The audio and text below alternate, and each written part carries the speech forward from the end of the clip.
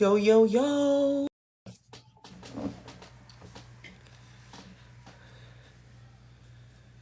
Yo, yo, yo. Come on in. Let's have a conversation. Let's talk. The weekend is over. We're headed into a new week. And I just want to talk. I want to talk about what's going on, what happened this past week. What's good? Let me send it to my people. Hey, y'all. Come on in. Have a seat. Happy Sunday. We're here to talk BTG per usual.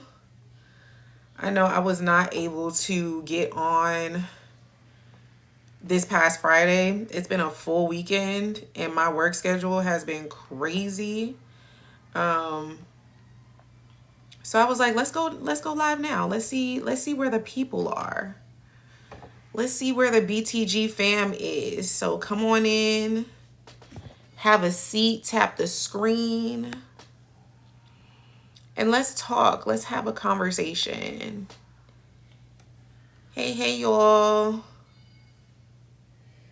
Hey, Time. Hey, Marv. Hey, happy Sunday. Happy Sunday, y'all. How's y'all weekend been? Has it been a good weekend? Happy Sunday. Y'all come on in, tap the screen. Let's talk about this week. Let's talk about this week, okay? It was quite interesting. Fine, a little warm. Yeah, it's been really hot here. We've been hitting the hundreds, so I'm like, oof. It's been a good weekend. Hey, Carolina. Bartoni, when will they catch Haley? Greetings from Atlanta, Georgia. How you doing? Shout out to the A. We love the A. We love the A. My weekend was good. It's been eventful. I'm on a different work schedule now, so I'm working like Tuesday through Saturdays. And so Sundays are like my Saturdays. So I'm like trying to loop my head around what a real weekend is. And I went to a farmer's market today. It was so much fun. And yet it wasn't no farmer. It wasn't no markets. How do I say that? It wasn't no I went there to get like some vegetables and there were like no vegetable tents. It was all like cooked food and like shaved ice and stuff. Thank you, love. Hey, B Gray. Thank you. I appreciate it. I'm trying to keep it in. I'll be ready to snatch hairstyles out so quick, but this one is doing well. This one is doing well. Thanks for the follow, Deja. Y'all come on in, tap the screen, share this with your BTG fam, because we're going to talk. We're going to talk. So Kat pissed me off this episode. Hey, and Shiz, perhaps feelings valid, but the way she's treating everyone else because of her own personal feelings, she needs to get over herself. Nah, Shiz. Y'all, if you didn't like how Kat dealt with this past week, you're not going to like this live, because y'all gonna stop coming for Kat, okay? I am so annoyed that Kat can't just live her life. Like, everybody is so mad at Kat for having emotions. Everyone can have emotions but Kat. Everyone can feel betrayed but Kat. Everybody can feel some type of way but Kat. Kat is the only one that is not justified in her emotions. And I can't get with it. How did Kat treat Eva crazy? Okay, let's talk about it. Let's talk about it. Let's talk about it. I thought we was going to have some time before we got into this, but obviously y'all want to dive right in, okay? Y'all want to dive right in, so let's talk about it. Chelsea should have never had Eva on that live. I don't care. I don't care. Chelsea, first of all, this is not even Chelsea's initiative. I don't know when Chelsea decided she wanted to save the world through live. I guess it was when she got kidnapped and everything. Like now she feels like she has to be Miss Philanthropist or whatever. Hey Karen. But she could have definitely spread awareness without having Eva on that live. Okay? She knew that that was going to push a button with Kat. And for me as somebody that is really close with my cousins, like fam, our friends, that was a no-go. That was a no-go. Like when Kat shut that down, she should have shut that down. Okay? When she went to Kat and said, "Hey, I want to do an initiative on people donating more, on people being more on the donation list." Hey, Devi. Kat was like, "I don't want to tell this story." And rightfully so. We already know that Kat didn't even want to do the whole donation. So now with Chelsea trying to make her be all in front of that and everything, it was like, you already know that Kat isn't cool with this narrative at all. So when Chelsea talked to Kat about it and Kat was reluctant about doing the live, it low-key should have been squashed there. Then it was Chelsea's idea to ask Eva to be on the live, and when Kat said she didn't want to be on the live. Why would your brain go to that? You and Eva haven't even talked. You were quick. You said Chelsea in the same episode said that she still felt the type of way about how Leslie tried to derail her whole marriage for Eva's fake engagement. So why would you want Eva on this live? It was crazy. Like when Eva said, of course you didn't do a Dupree, Chelsea should have stopped because elitism is a crime now. I just look. Chelsea knew that doing this live with Eva was gonna hit a nerve with Kat. Period. Okay? And everybody can have issues with people, but Kat's got to be the one to swallow it. Kat's got to be the one to say, it's fine. It's fine. It's fine. No, it's not fine. I wish there was audio in these comments because if there was audio in the comments, I wouldn't get a word in. No, B Gray, it's not about her reading Chelsea's. It's not about Chelsea reading Kat's mind. Chelsea and Kat are best friends, okay? When Chelsea brought up the situation to Kat, you can see that Kat was uncomfortable immediately about the situation. She didn't even want to have the conversation. And so, but Chelsea wouldn't even let it go. That's the thing. Kat just went through her whole family. Telling her that she had to give Eva a piece of her liver or she would not be accepted by anybody. Right? Like it's ridiculous. And so here she is, her cousin / best friend comes to her and says, "Hey, I want to do a live on donations, on Black people donating more, because there wasn't a lot of people on the list when Eva was in the situation." That's fine. Chelsea could have had Ted on that live as a doctor. Chelsea could have had anybody from the clinic on that live. Chelsea could have had Nicole on that live. Chelsea could have had Anita on that live. Chelsea could have had Mona on that live. Chelsea could have had Laura on that live. Chelsea could have been on live by herself. But Chelsea decided that she was going to go. Her own fiance, Madison, is a doctor. She could have had Madison on there and said, "Hey, let's talk about initiative when it comes to donations." I totally understand her wanting to talk about the initiative, but when Kat shut it down, that should have been the end of it. That's your cousin / best friend. You saw how uncomfortable she was about the conversation. So instead of squashing it, instead of saying, "Okay, girl, I'm just going to go a different route," You say, all right, fine, we'll just give you an alias and let Eva talk. Eva is not a social media brand. Eva doesn't have a following. Eva isn't, at this point, people don't even know that Eva is Ted's daughter. Why? She could have took that camera and walked through Garland. She could have found anybody that was waiting on a donation in Garland and had that live with them and said, hey, this person needs a donation in real time. Let's talk about why they haven't gotten off the donor list yet. Let's talk about why there's not enough donors to get this person back to a healthy state. Eva did not need to be in that live. Chelsea knew that that was gonna hurt Kat. And she still did it anyway. Because based off of her and everybody else in the Dupree clan, Kat is just supposed to take it. Kat is just supposed to take it. It's not even about Eva. It's not even about Eva. It's about the relationship between Kat and Chelsea. Kat and Chelsea are best friends and cousins.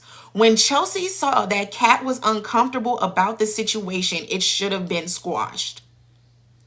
She went around Kat and grabbed onto the one drop of when Kat finally said, fine. You're so determined to do this live, fine. Because even Kat brought it up. Chelsea knew that Kat wasn't with it. Chelsea knew that Kat wasn't with it. When Chelsea said, okay, I want Eva on this live, she even said it with apprehension because she knew. She knew she didn't want that. Of course, Chelsea said, I'm team Kat at the end of the live. It's already over. It's already over. The deed is done. At the end of the day, Chelsea did what she wanted to do. And how does that help Chelsea Kat? How does that help the branding? That did nothing for the company. Exactly. They don't give Kat space to heal. She's still having to deal with all of this. She hasn't even fully gotten her liver back. And now y'all want to put her situation on Front Street. And like she said, you gave her a platform to be the victim yet again. Yet again. And you're supposed to be my best friend. If Chelsea, look at this. Danny is Chelsea's mother, right? Danny has the BRCA gene. Do you think Chelsea approached Danny and said, hey, can you come on my live to talk about the BRCA gene? Can you come on my live and help awareness? No, because she knows how Danny feels about the situation. She knows that Danny is uncomfortable about the situation. So she wouldn't put Danny in that situation. But you put Kat in that situation? All I'm saying is, when does Kat get to breathe? Thank you, Carolina. When Bill was watching it, and this is what's crazy to me, right? Bill said, oh, Kat's not gonna like that. Vanessa said, oh, Kat's not gonna like that. Danny said, oh, Kat's not gonna like that. But Chelsea, her cousin best friend that she grew up with, to the point where our grandfather calls us a merged name. You couldn't realize that was uncomfortable for me? You couldn't realize that was too much? And you still went around and you still went around. That's the thing. You still went around. You saw how uncomfortable Kat was and you still went with it. So do you think Kat would be considered the black sheep of the family? Absolutely. Absolutely, Kat is the black sheep. You can even see in the conversation that Kat had with Nicole. You can see, ooh, K. Marie, that's good. You can see in the conversation that Kat had with Nicole when Nicole was telling her that she needs to reevaluate her relationship with Tomas and maybe date a little more. And she was like, well, I'm not like you and Chelsea and Aunt Danny to where I can just be open. Like, I need to know. She knows that she's the black sheep. She knows that that's that. But it was her. You're my cousin, best friend. You should know. You should know. And you're right, K. Marie. Chelsea did the same thing to Madison when it came to her mother. Before the lawsuit. When Madison was totally fine with the relationship that she had with her mother, which was basically nothing. She knew, my mother doesn't respect me. We're not going to be in this situation. We're not going to talk. Da da da da. Chelsea went and called Madison's mother. Had a whole conversation with her. Then they went over there for Thanksgiving, and Madison said, well, dang, you were all on her side. You're my fiance, and you're over here talking to my mom like I'm the op. So Chelsea got loyalty problems, in my opinion. Chelsea, all right, Louise. Chelsea did not sign off. I mean, Kat didn't sign off on the interview. Kat was once again coerced into swallowing it. When Chelsea brought up the interview to Kat, when Chelsea brought up the interview to Kat, Kat straight up said, I don't want to talk about this. I don't want this story. I don't want this. I don't want to talk about this. Chelsea let that go and then said, well, I want to bring in Eva and talk about this. What? You know that Kat doesn't want to deal with this at all. So your next bet is to bring Eva in? Come on. You're right, Alexis. Chelsea gets that from Bill because Danny would never. Danny would never. You see how Danny treats Ted. Everybody cool with Ted, including Nicole. It's only Danny that says, I don't care about that man. Even with her being married to Andre, she straight up be like, I don't really mess with him. Thank you, Shara. Kat is hurting. And instead of helping her heal, you're constantly bringing Eva into the conversation. Come on. Come on. It's disheartening. Like Kat said, everybody makes it seem like Eva is just whatever. Ted, Nicole, her own mom, her brothers, all of this. Chelsea, you're supposed to be my best friend. Chelsea, you're supposed to be, come on. Like, can we have something?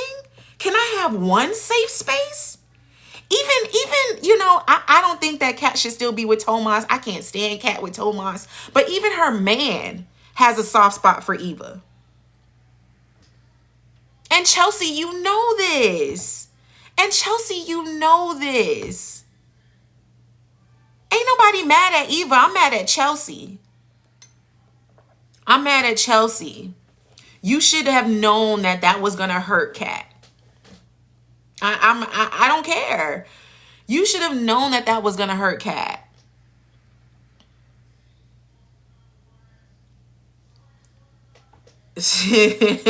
That episode was messy.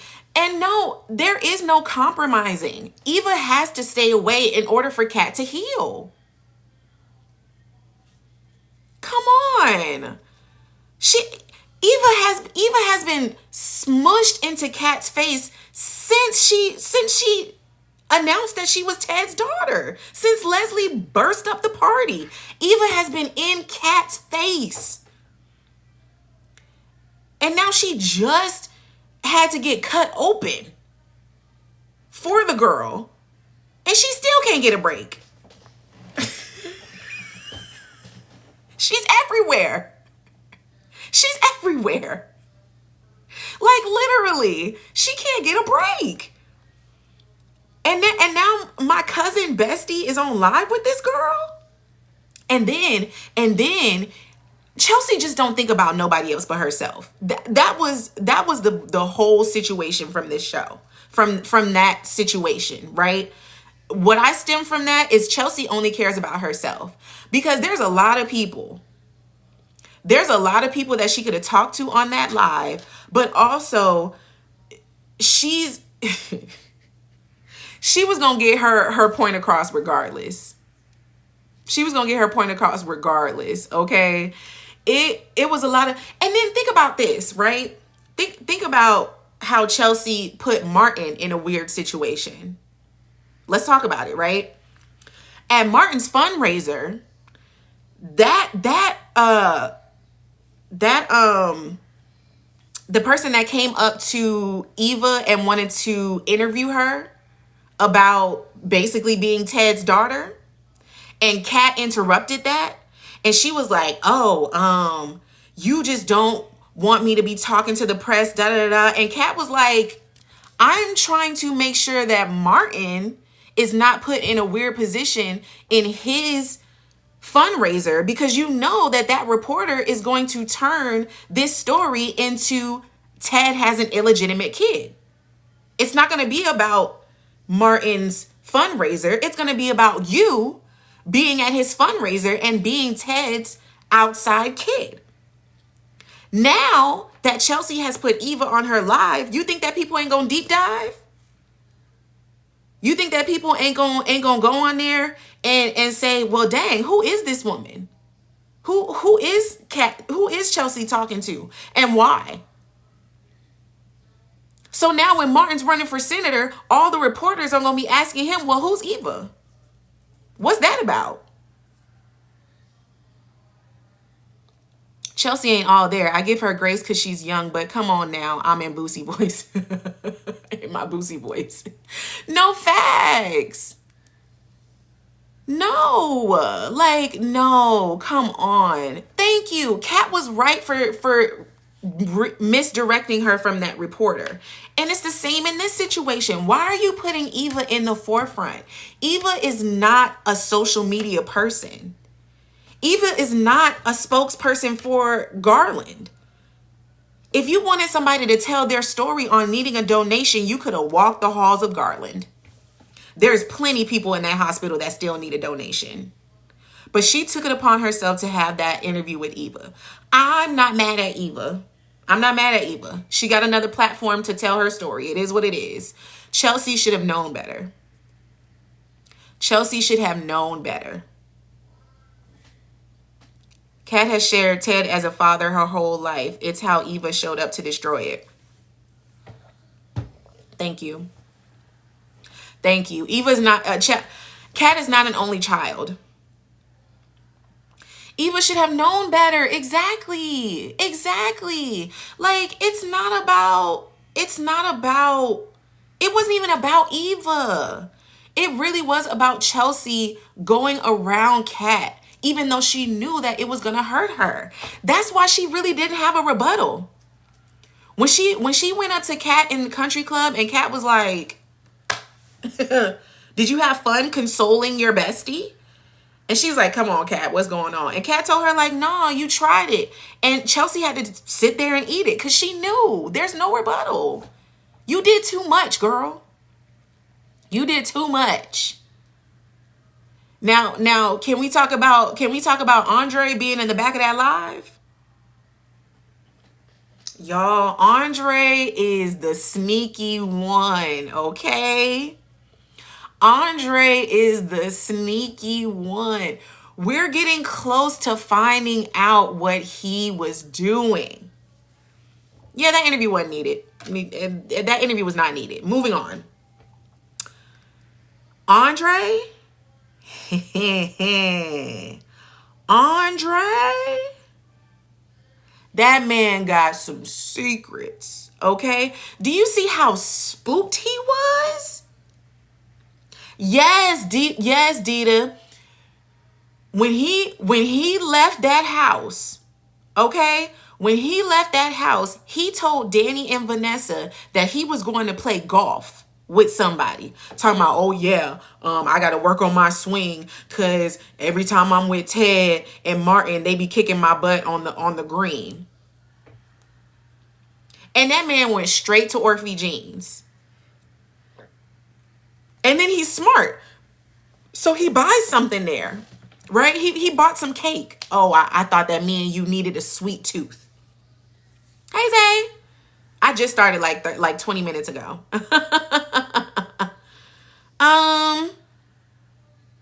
So now you got, oh, I thought we could have a little sweet tooth moment. No, his girlfriend, who he ghosted in Paris, is who sent that bottle. Yes, that was Andre's woman who sent that bottle. Because when he's scrolling through the photos, he's scrolling through the photos of him drinking this champagne at a table by himself. Obviously, it was a woman who took those pictures. Don't try to play me. And BTG better not try to gaslight me and act like, oh, it was just somebody random that took the pictures, or he set up a tripod and took it. No. A woman took those pictures of him. Okay? And then peep the card. Now, yeah, I'm mad about Andre having secrets. Danny is janky on her own. But Andre, that doesn't justify Andre having a baby mama in Paris.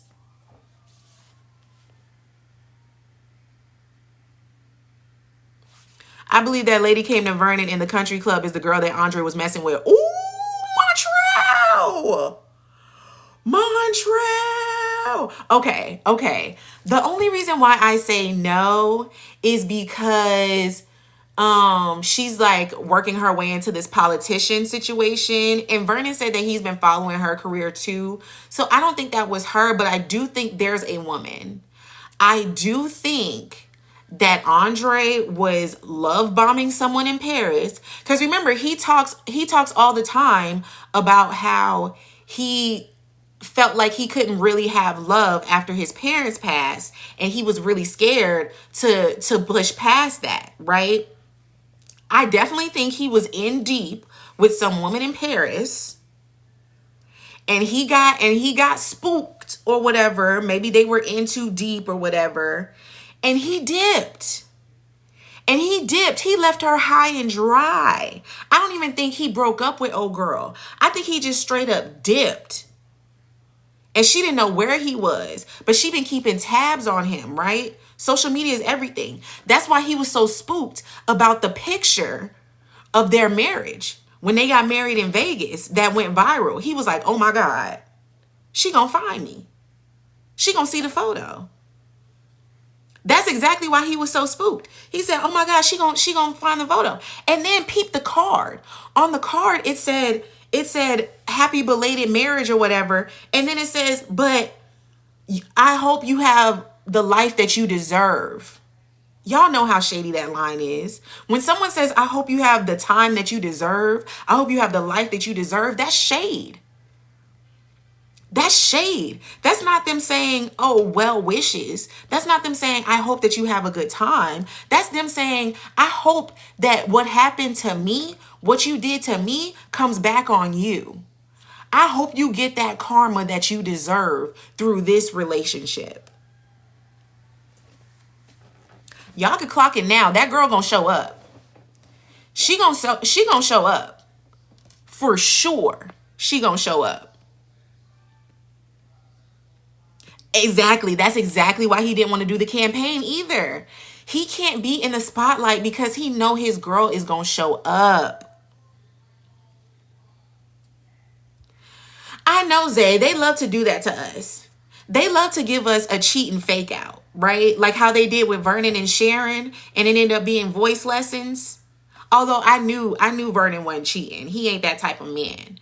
But this is not even about cheating, because he would have been with that girl before he even got with Danny. But the thing is, he got secrets. That's why, do y'all remember when Danny and Andre decided that they were going to keep the marriage?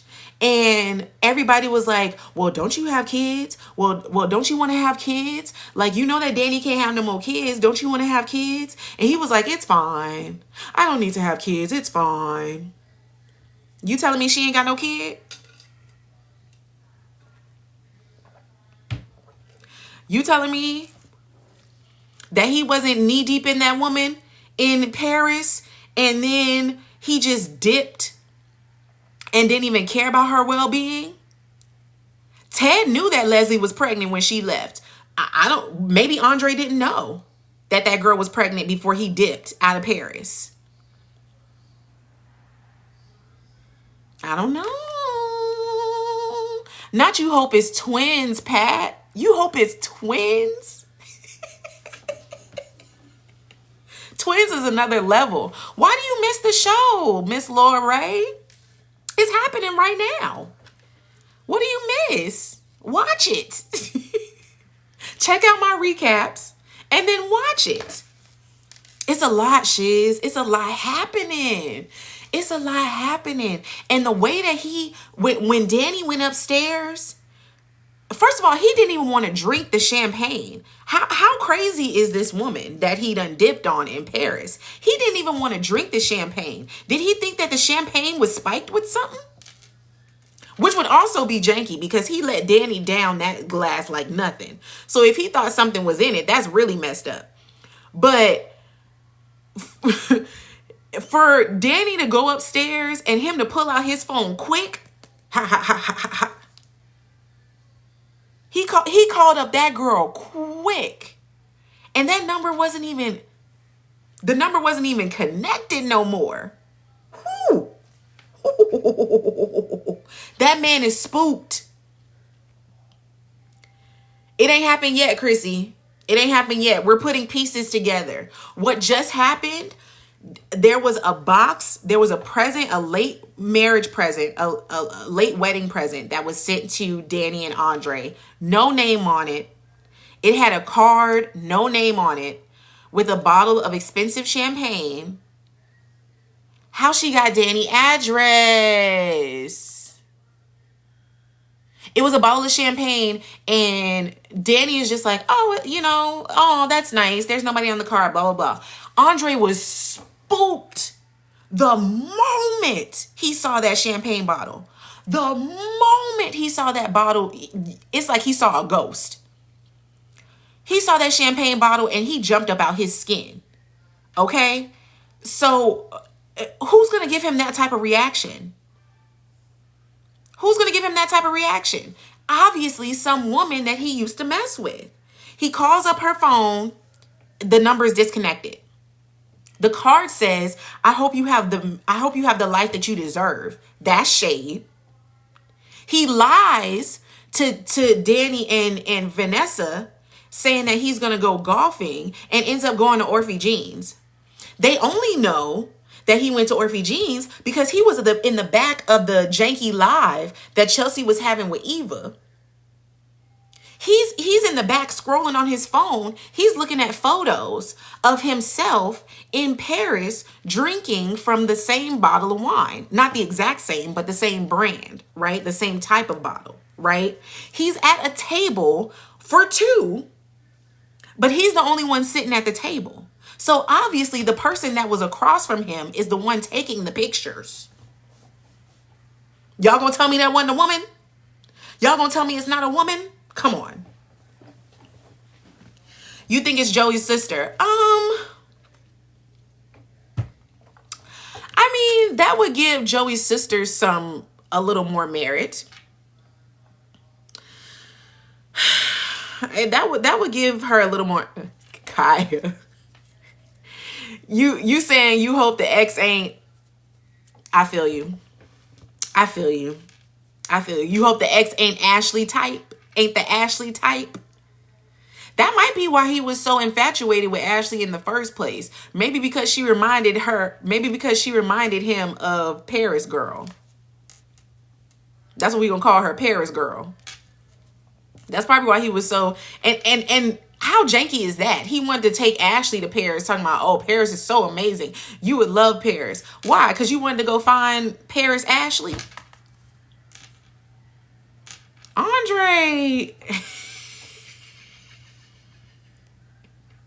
Andre got secrets. That's all I got to say. I can't wait to see who it is. If it is Heather,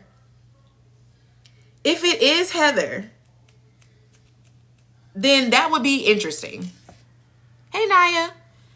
if it is Heather, that would be interesting. That would give her a little more coof for me, because I'm bored with Heather.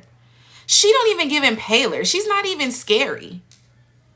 Like, I wanted the Impaler to have more coof, to have more like dun dun dun, you know? Like, yeah, the way Danny and Andre got together was crazy. But I would be surprised because the way that Andre fought for their relationship, you know?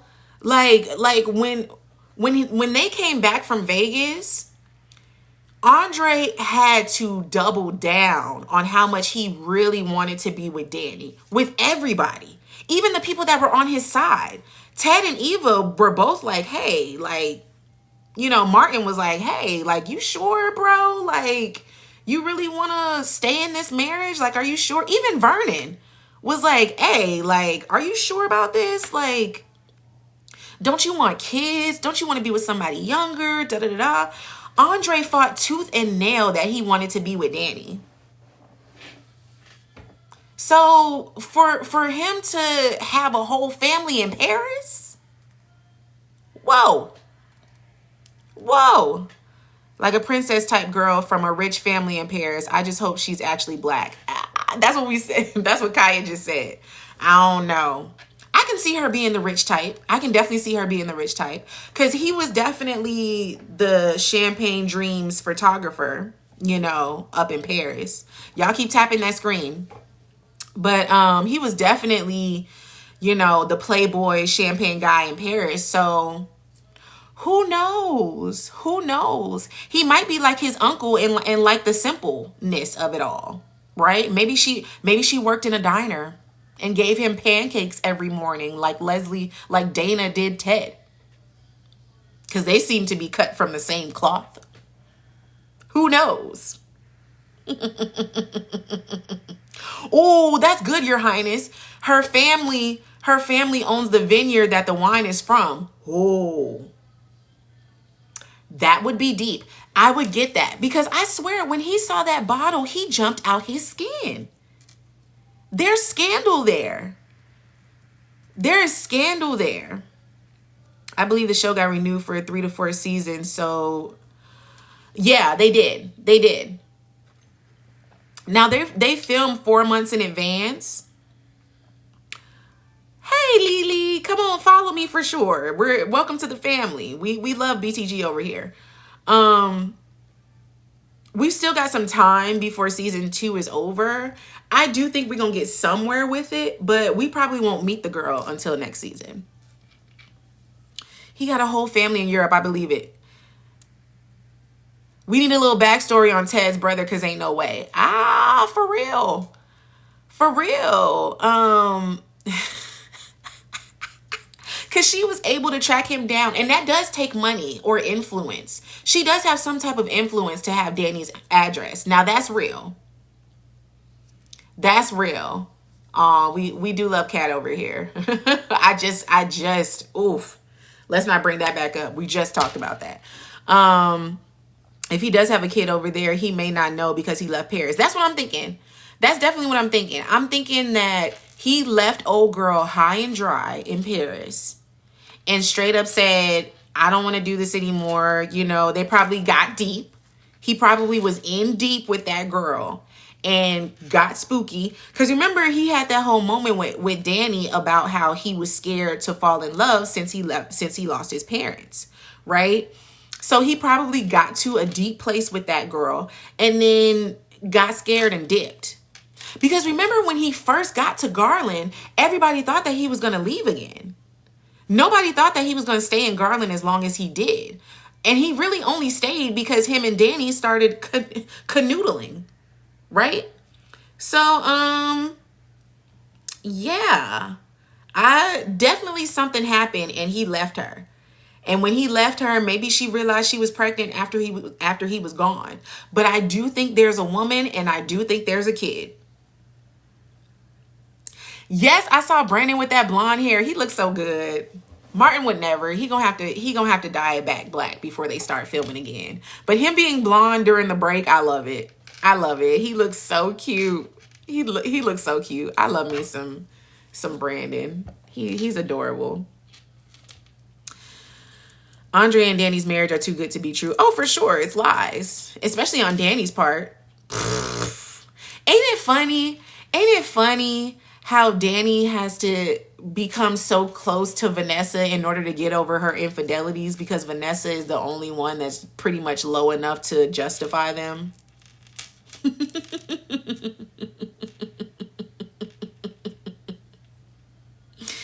Didn't he come just for Nicole's award banquet? I think so.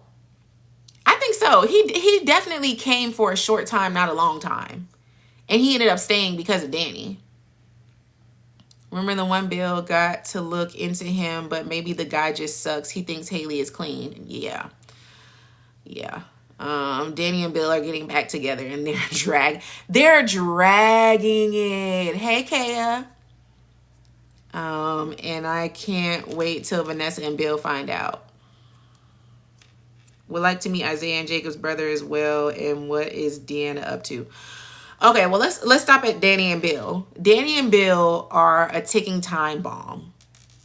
For sure. Okay. The way that he walked up on her in that house and she buckled at the knees. She couldn't even stand up, okay? He looked at her and said, well, it don't gotta be over. And she couldn't blink fast enough. Man, he got a hold on her, baby, okay? And I've said this before. The only reason why she's so hung up is because Bill was never supposed to leave and get with Haley. He said to Haley, he's cheated on Danny multiple times. Everybody talks about how Bill is a habitual cheater. He has cheated on Danny multiple times. And she swallowed it every time. The reason why she's so spit now is because he actually replaced her. That was never part of the plan. She was supposed to be Queen Bee, and he could have his little fun with the little girls and the little whatever. Well, not the little girls. I'm not going to do that to Bill. They're all of age. No rumors, okay? No rumors, okay? But he was never supposed to fully replace Danny. So that's why Danny still got full beef with Haley. It's not even the fact that she slept with Bill. It's the fact that she broke the marriage. Like she really got the spot. That wasn't supposed to happen. She was just supposed to be another one of Bill's flings. But he fell deep, and now he falling in his office. Now he falling from the poison. Danny is going to be the one who realizes Haley is poisoning Bill. Probably. Because now that she's stalking the girl, the way she rolled up on Haley in Uptown was hilarious. What are we toasting to? Girl, I'm toasting to taking your man. I'm toasting to being all up in your spot. I'm toasting to taking that man out piece by piece. That's what I'm toasting to. Do you want a glass? You want a shot, Danny? I thought that was so funny. And even still, when she was like, I'm toasting to Bill's health, hilarious. Hilarious. We all know she ready for that man to be gone. Danny likes her drinks warm. Facts. But Bill, I don't know.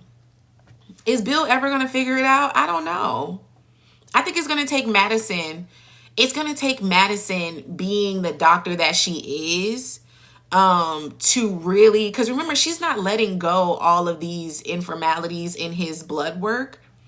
It's going to be Madison to figure out, like, hey, you're taking something that's messing you up.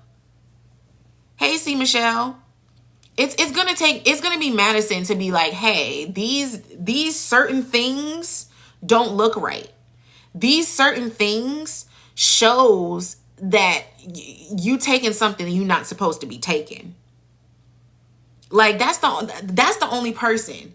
Cause the only other way is for Danny to be stalking Haley so bad that she actually sees her put drops in one of Bill's drinks. And I mean, that could happen because Haley don't care no more. She putting drops in his drinks every chance she get, no matter where they at. But even Bill, it's just wild to me how Bill can't even put two and two together though. Like you come in, she comes in with these two smoothies. You've been feeling fine. She gives you a smoothie that's supposed to make you feel amazing and it makes you pass out. You don't find that suspicious? You don't find that suspicious? Come on, Bill. Come on, Bill. And how is everybody else putting together how weird the relationship was between Haley and Lynette, but not Bill? Bill is so stuck on Haley being a victim that he can't even see how deep in cahoots she was with Lynette. And that's why I'm glad Smitty is on the case. They need to give my girl Kat her podcast for this true crime. They need to give her the podcast. She needs to focus on Lynette, and then her and Smitty need to get together and compare notes. I tell you, the conversation that Smitty and Naomi had in Orphe Jeans was the most help that Naomi has been when it comes to this Haley situation since day one. I promise you, because Naomi has been way too silent for me when it comes to the shenanigans of Haley. Okay? When she knew about Haley still being on birth control when she was supposed to be getting pregnant, and it ended up being Jacob being the one to talk to Bill about it and not Naomi. When Ashley straight up told Naomi that Haley never had that ultrasound and she didn't bring it up to Bill. Naomi, what are we doing? What are we doing? You've known that Haley has been moving weird since day one, but you ain't said nothing. So thankfully, it took Smitty coming to her and saying, hey, can you talk to me about Haley and Lynette? It took that for Naomi to finally say, well, dang, she did do this. She did do that. Come on now. Naomi likes to keep secrets when it benefits her. Naomi likes to keep secrets when she's the one that's going to get the backlash. And I do think she does still feel guilty about Haley being her friend and being the one that broke up Bill and Danny. I do think that she still feels guilt from that. But if that's the case, you should be doing everything you can to prove how janky Haley is. Not being quiet about the things that you're finding out. You're a lawyer. At this point, she should have a whole... Oh, excuse me. At this point, she should have a whole case on Haley. You're a lawyer. She should have all of the evidence. She should be able to go back and say, oh, you're right. Haley did do da-da-da-da-da on this date. You don't have the evidence? Naomi, come on. Come on. Like, that was... So I'm glad. I'm glad that her and Smitty finally had that conversation so that they can actually compare notes. Because Smitty, well, first of all, Smitty focusing on this Lynette case and not the Impaler case may actually save his life. Because, you know, he definitely got a target on his head when it comes to the Impaler. But I was glad that they finally put two and two together. Because Miss Haley thought she was so smart. It's so annoying when Val shows up, right? Every time Haley talks to Randy or that moment when she got bucked with Leslie, that's when Val comes out. That's when the real Val comes out. You know, Haley is still her alias, right? So when Val comes out, you get to hear how she really thinks, right? And when she went to Randy and was like, I just helped you out, bro.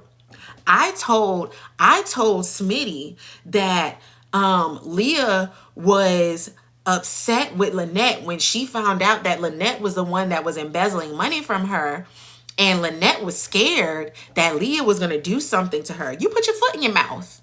You thought that Smitty wasn't gonna fact check that?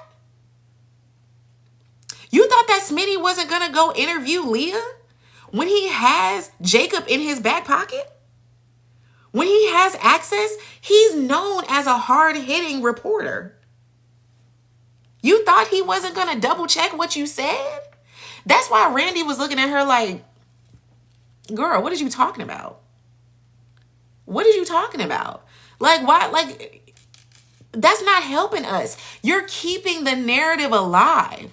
If Haley, and that's why Haley having all these lies is catching up to her, because she don't even know what part to play no more. She's been playing this whole let it go. I don't want to deal with Lynette no more. Lynette is gone. We don't need to deal with Lynette no more. With Bill, with Naomi, with Chelsea, with Danny. But then you get in front of Smitty and you say, oh, well, we were friends and I am worried about her. You just told Bill that y'all wasn't even that close. Y'all were so not close to the fact that you were okay with getting a text message from her saying, hey, I'm dipping town. I'm skipping town. And that was enough.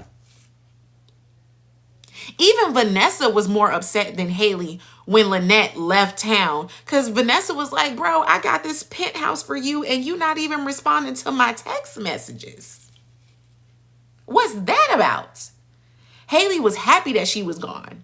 But then you go and tell Smitty that she was afraid. And now they putting pieces together. Right? Yeah. Jamie Mack. Is that how you say it? Or Jamie Mack? He did not take out Lynette. Randy don't take out nobody. He don't got the backbone to take out nobody. Joey put him on Doug's case. He couldn't take out Doug.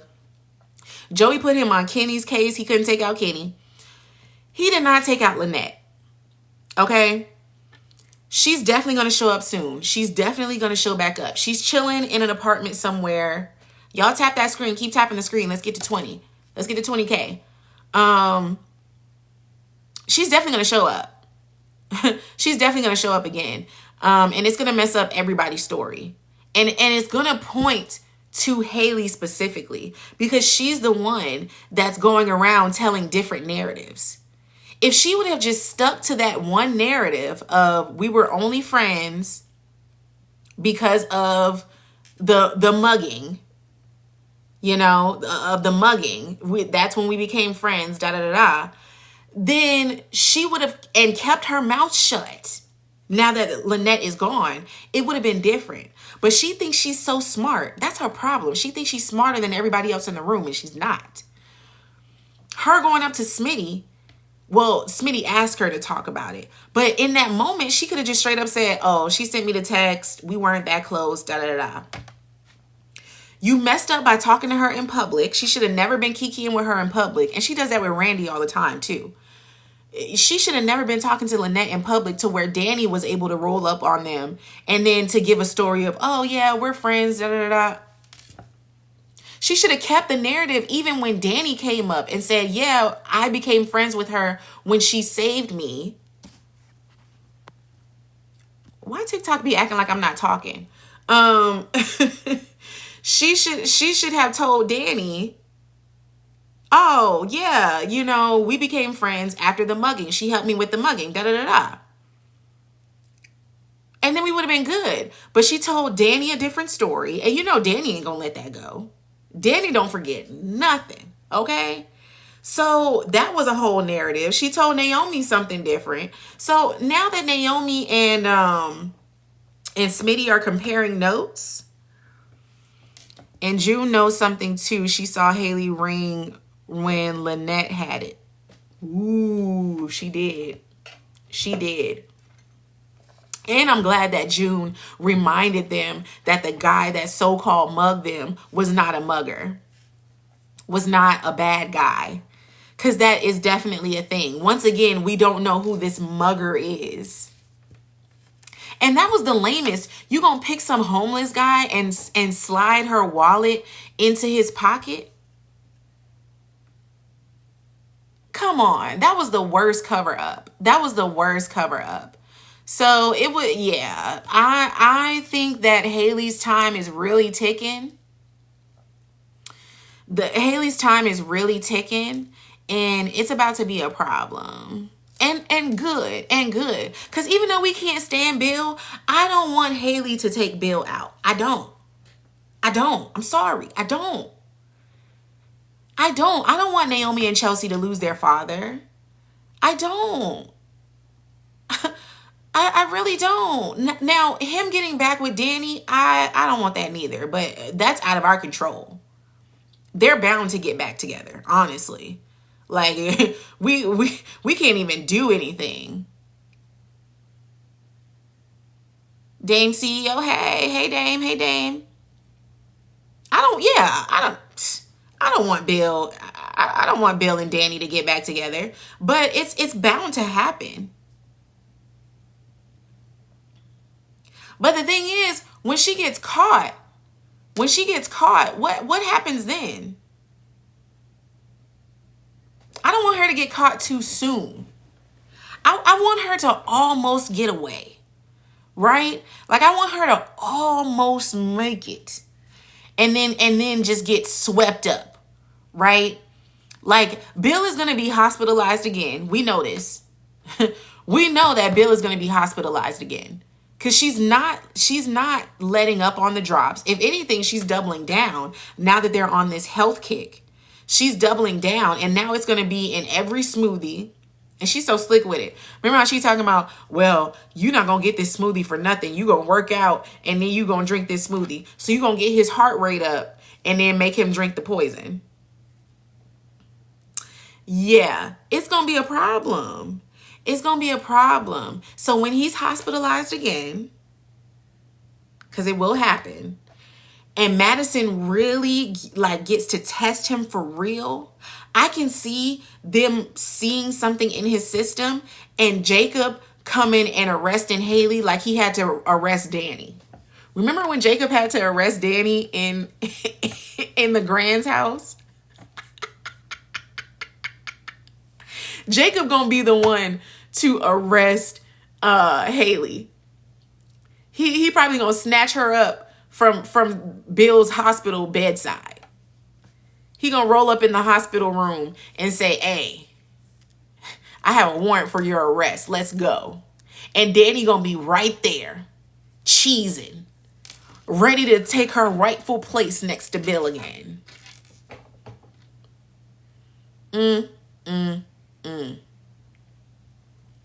We need more detectives. We do. Yeah, Madison gonna catch it.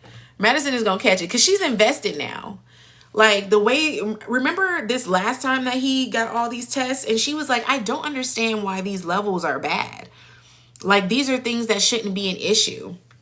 Electrolytes, like it was just random stuff in his blood that she was like, it's not adding up. Madison is going to be the one to uncover whatever that is. And yeah, I hope Haley gets taken out. But you know what? Haley is missing out on not being friends with Leslie. Because Leslie is the one that she could be pinning this whole Bill thing on.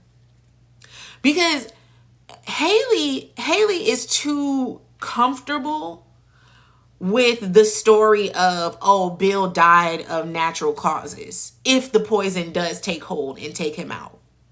That's not going to be a good storyline. Nobody's going to believe that. Nobody's going to believe that Bill just dropped. I mean, yeah, he had that TIA, but even then, that was based off of the poison that she was giving him. Like, he's been as strong as an ox since the beginning of the show, right? He's the fixer. He's the strong one. Even when Vernon was sitting at the table with him and they were having brunch, and he was like, you've been hospitalized twice. Like This is past red flags. Something is going on. Something is happening, right? So there's going to be questions, serious questions. And if Haley / Val was smart, she would befriend Leslie and even kind of incorporate her in a bit of the antics, right? She would have to fabricate a different story of what's happening with Bill or whatever. Maybe she'd have to create some different mess to keep Leslie entertained, right? But the moment Bill drops, then we have somebody to take the fall, because we can't forget Bill is the one that drove Leslie out of town when she was pregnant. Because Ted didn't have the backbone. Ted went to Bill and told Bill that Leslie was pregnant and she had to leave. She had to go. She can't be in Fairmont Crest no more. And we all know Ted ain't got no power when it comes to Leslie. So him telling her to dip was not a thing. She wasn't leaving town when Ted said for her to leave town. It was Bill. And now there's even been moments between Leslie and Bill in public where Leslie has said to him, I'm not afraid of you no more. I'm not going to let you bully me anymore. That's motive. That's motive. If anybody would make sense to take the fall for Bill's demise, it would be Leslie. So if Haley was smart, she would take Leslie up on her offer and put that girl in her back pocket. All she wants is a little chum. All Leslie wants is a little friend, you know. She don't have to involve her in the antics. If she can't involve Leslie in the drips of it all, right? She just has to play into the fact that she is being the drainer of Bill's estate, right? Leslie already sees Haley as the gold digger. She knows that she's with Bill for the money. So all Haley has to do is play into that. Oh yeah, girl, let's go on a shopping spree. Let's go to the spa together. You know I'm spending his money today. Let's go to the jewelry store. Leslie is itching to spend money with a bestie in Fairmont Crest. She's already spending a bunch of money around and throwing her money around. So she wants somebody to be chummy with. All Haley has to do is play into that. Let Leslie think that they're actually building a friendship. And then when Bill drops, there you go. There you go. Start inviting Leslie over for brunch at the house, right? Oh, come over for drinks, girl. Let's hang out. You know? Then people would start putting 2 and 2 together. Oh my God. If Bill was poisoned, well, Leslie was at the house. She had access to his kitchen. Leslie was always at the club. She has access to his office. Leslie constantly says how she's upset with him and how Bill was a bully. Ooh, everybody's itching for Leslie to be pinned to something. We all still want her to be to pay for what she did to Laura. Jacob still got that in his back pocket. You saw how Jacob was talking to Marcel, and he was like, "Oh, you and your criminal girlfriend, y'all over there having a grand old dirty time." Jacob wants to pin her to the wall, but we didn't get enough evidence for Laura's thing. So if something happens to Bill, we could pin it on her. Oh, that's what I'm saying. That's all I'm saying. That's all I'm saying. It would be ironic if she got arrested for something she didn't do. Cause she been doing all this. She been moving weird this whole time. And we couldn't catch her for Laura's stuff. You gotta catch up, Kimmy. You gotta catch up, Kimmy, for sure. You got to catch up. I'm going to drop my full review probably on Tuesday of last week because it's been a weekend. I won't even be able to film till tomorrow. But yeah, which is why we're having this live right now, because I wanted to debrief. Yeah, so yeah, something's definitely going to come for that for sure. You about to watch tonight? Yes. Catch up. Make sure you catch up. What else can we talk about? So the Impaler is back. Heather comes to Joey and says that she's back because she wants to take out Smitty, because Smitty is writing all these stories about her. Thanks for the follow, babe. Smitty is writing all these stories about her, and it's getting national recognition. The FBI is actually looking into her more, and she's got a mole in the FBI. Don't let that go over your head. The Impaler has a mole in the FBI. She got friends in high places, y'all. She got friends in high places. So she goes to Joey and she says, hey, I need you to take out Smitty because he's messing up my operations. Joey straight up says no. Joey straight up says, we're not doing that. You're not touching him because I got money with the senator, with the incoming senator. I still got something going on with Martin, and I need that to keep going. He's going to be my ticket into this whole politics world, right? So he says, no, Smitty is off limits. She comes back and says, well, wouldn't that help his campaign if he became a widow? She's not wrong. She's not wrong. Everyone loves a doting politician. Everyone loves a politician with a sob story, and a sob story in real time. Because he didn't even play into his injuries in the tornado, right? Even though he was smashed by a whole tree. He was smashed by a whole tree. He didn't play into that at all when it came to him running for Congress, right? So what's going to be his storyline to run for senator? He comes from a rich family. You know, he kind of got a silver spoon in his mouth, everything. He went to Andre and said, hey, can you be my political photographer, my official political photographer, and show me in a different light, like a man of the people, right? He's already trying to create a different angle. Him being a widow, all I'm saying is that's not a bad storyline. That's all I'm saying for him as a politician. Now, I don't want Smitty gone. I don't want Smitty gone. I like Smitty. And them kids need Smitty, okay? Martin is a good pops, but Smitty is dad, okay? Samantha and Tyrell need Smitty. Even the way that Smitty communicates with June now, like, them kids need Smitty, okay? Like, let's not move him out of here. But was she wrong about that angle? No. No. That would work for Martin. Him being a widow would definitely get him a lot more leeway in the polls, for sure. But yeah, we can't take out Smitty. I'm not with that. And then she's so weird. Why? Okay. This whole relationship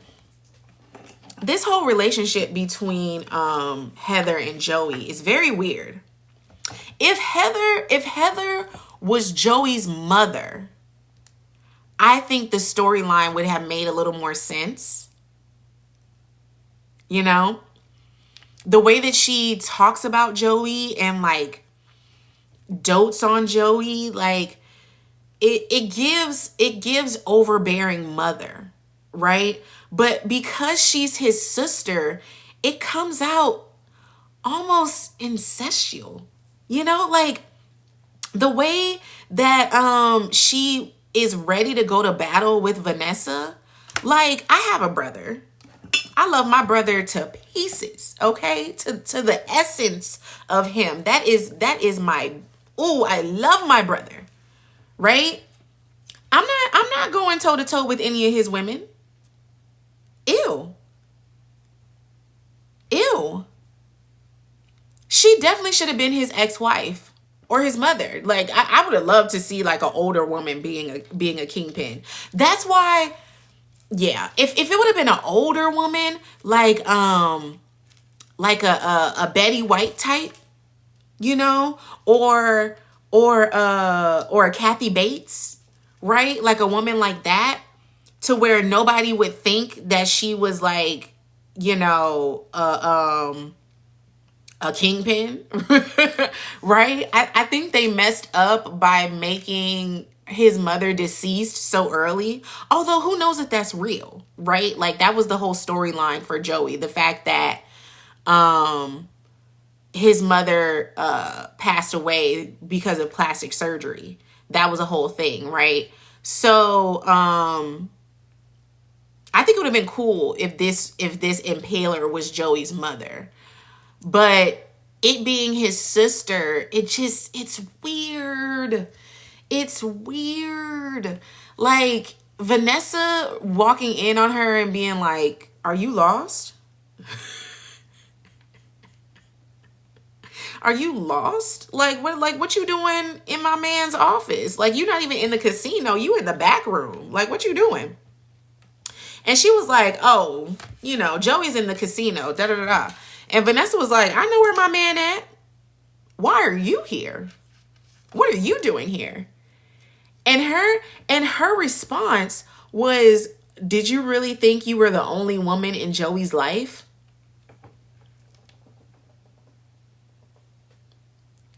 Who you talking to? Who is this?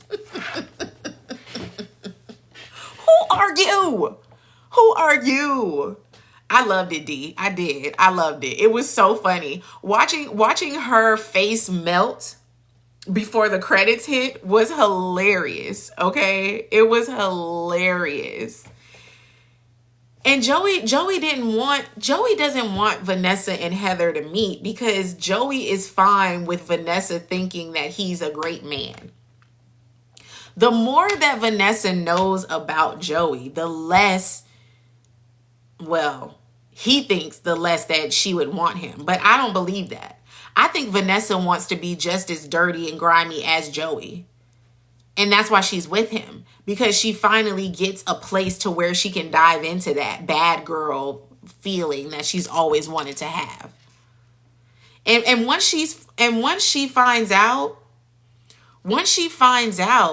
that that's his sister, she's gonna want to be besties. She's gonna crave for them to have a relationship because she wants somebody in her corner to say that her and Joey should be together. Because she knows that everyone else is only tolerating their relationship because that's what she wants. And that's what she won't get over. She refuses to accept anything less than support when it comes to her and Joey. So now that she's finally gotten Nicole in line, Danny has gotten in line by default because now they're both cheaters. So now they're friends over that. But she still doesn't have anybody that truly likes Joey. Everyone else is tolerating her relationship with Joey because they love her. So if she's able to get Heather as a friend to her, then she'll be good because we know that Heather loves Joey. So then it's like, yay, finally somebody supports us that's on Joey's team. I don't think that's going to happen though. I think Heather will never like Vanessa. I don't think Heather will ever like Vanessa. Oh, how do you pronounce that? Adave Johnson? Oh, baby girl, we're way farther than that. You might want to get out the live. I'll never tell anybody to leave the live, but this is spoiler alert for real. If Doug is still alive to where you're watching, we're way past that. We're way past that. Just follow me, and then go to my bio and click my YouTube link and watch some of my reviews. But yeah, girl, we are on season 2, episode 133. 130. Yeah, we just had 132 on Friday. So we're oof, girl. Serious spoiler alerts for you right now. Serious spoiler alerts. I think Heather is going to befriend Vanessa to use her to get Joey to let her do some more stuff in the DMV. That would make sense. I would fully see that. Because Vanessa is desperate for a friend that actually likes Joey. Okay? She's to the point where she's looking completely past everything that Deanna is planning. That's the only reason why Deanna is able to get this far with her schemes, because Vanessa is so bent on everyone loving Joey that she will disregard the fact that Deanna will never forgive him for replacing Doug, let alone unaliving him. Thank you, babe. Yes. Enjoy catching up, girl. Come on in. I'm so glad you're here. I'll be here for sure. But yes, enjoy catching up. Because you definitely got to catch up before we hit season 3. Once we hit season 3, it's definitely full speed ahead. So get in there now. Get in there now. But yeah, she is going to go ham when she finds out that Heather is his sister. But my girl Deanna, my girl Deanna got a plan, baby. She got a plan. I have all faith in Deanna. I definitely think that Deanna, even if she's not the one to fully him up, she's going to be the one to at least expose what he did.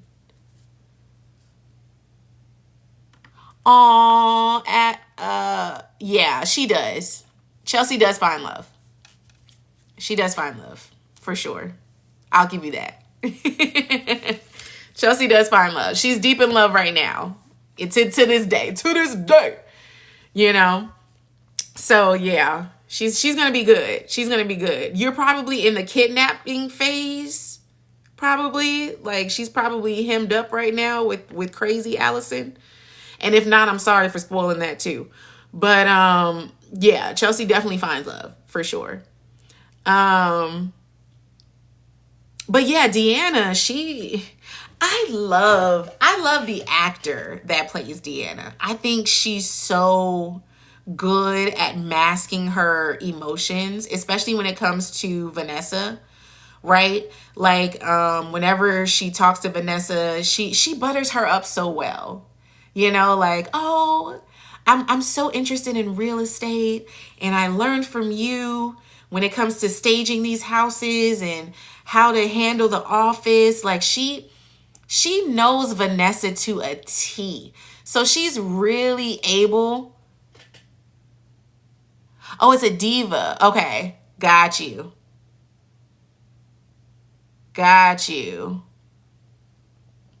No. Did I say it wrong? It's a diva just with A-E, but she's with the doctor now. Okay, sorry, sis. Yeah. She's with the doctor now. And they're still together. Noah's a brokey. And is. And Kyle's pockets ain't even that deep. Okay? You ain't got a room for your son? Here he come.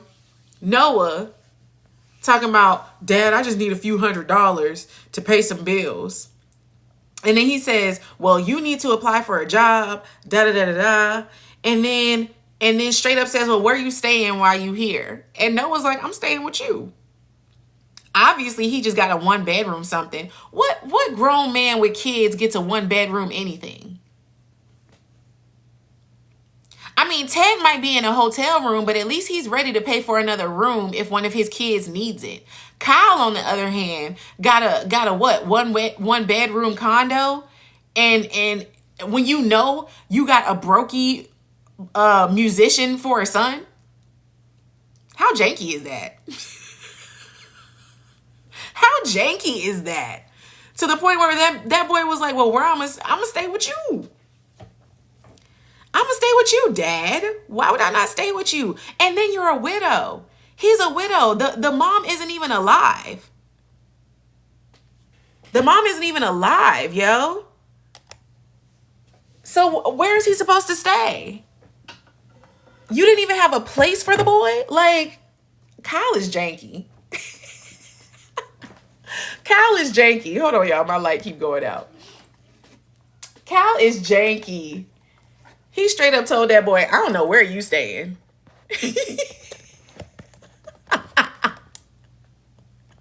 Kyle said, you staying with me? You staying with me? What's that about? And here come Nicole volunteering for him to stay. That man has got enough, why does light keep playing with me? That man has got enough money as a traveling.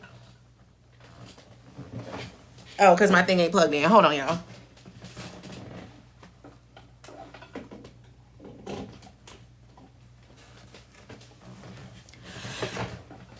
Kyle is a whole doctor.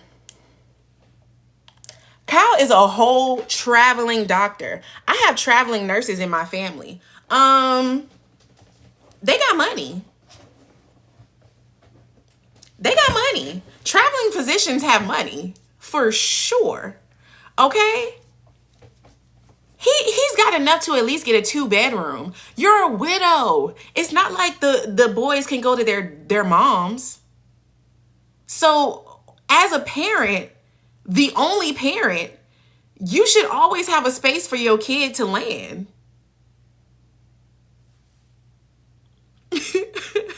You should always have a place for your kid to land. Like, come on now. Come on. Thank you. They make mad bank. Like, come on. You could have at least got a 2 or a 3-bedroom. Talking about how could you be so close with your sons, but you ain't got no place for them to be if they come to visit? They don't have a room?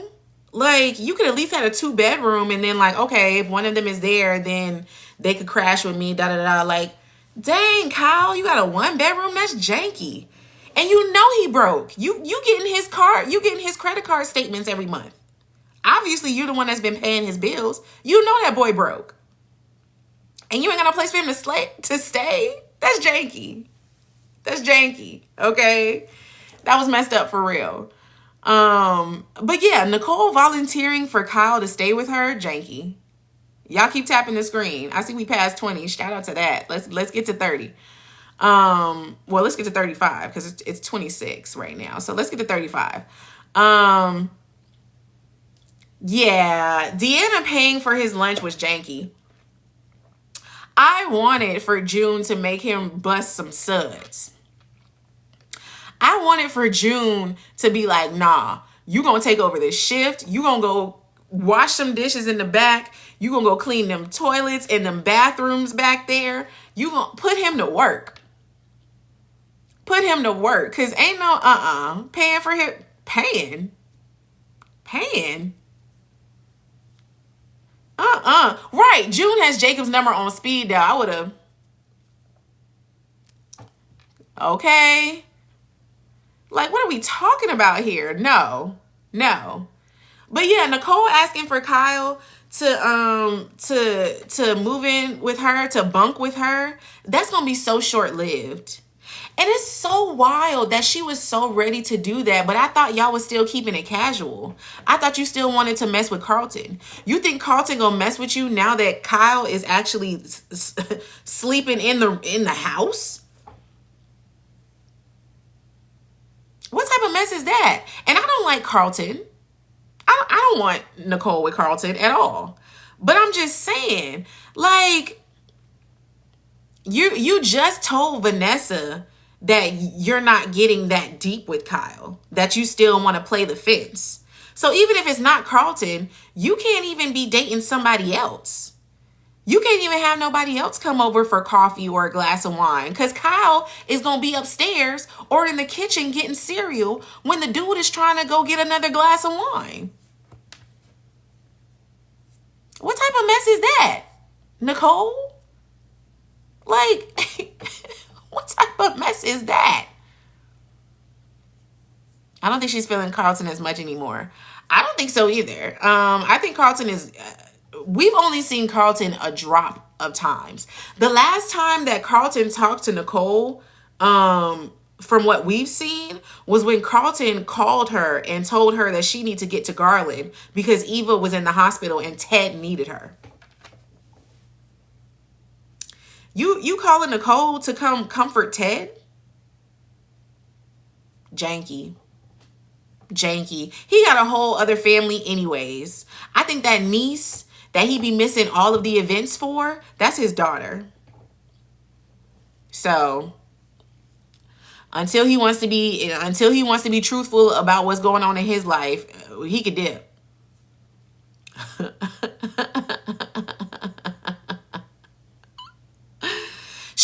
No, Dylan. No, Dylan, she definitely knew that Carlton wanted her this whole time. Even when Ted told Nicole that he put Carlton on to something else and, like, you know, they both saw her at the same time, but he, like, manipulated Carlton so that he can talk to Nicole and da-da-da-da. That still wasn't an out for me for Carlton, okay? Because she married the man.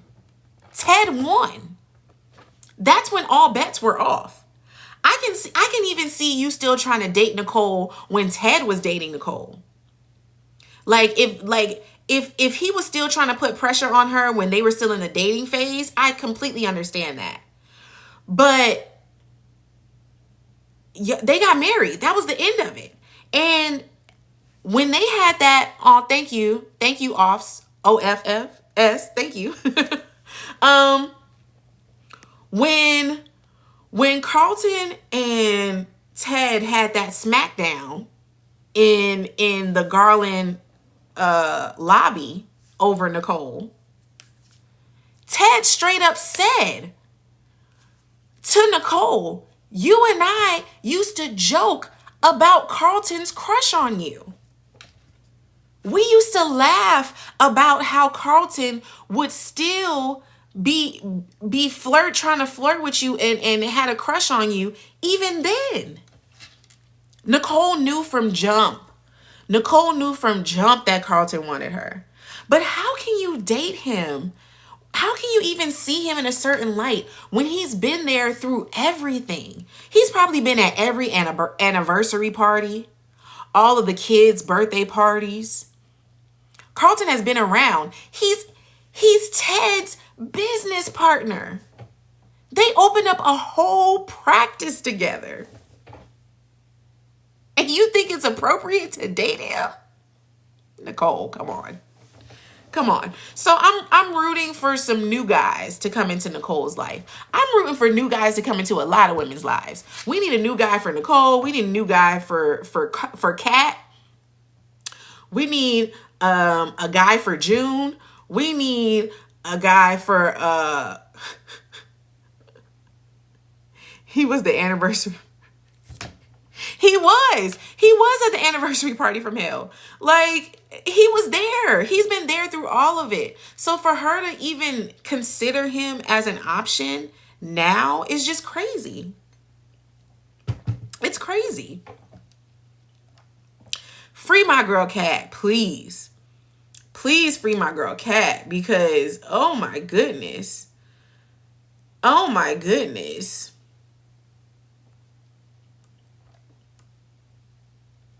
Oh my God, free my girl Kat. Like,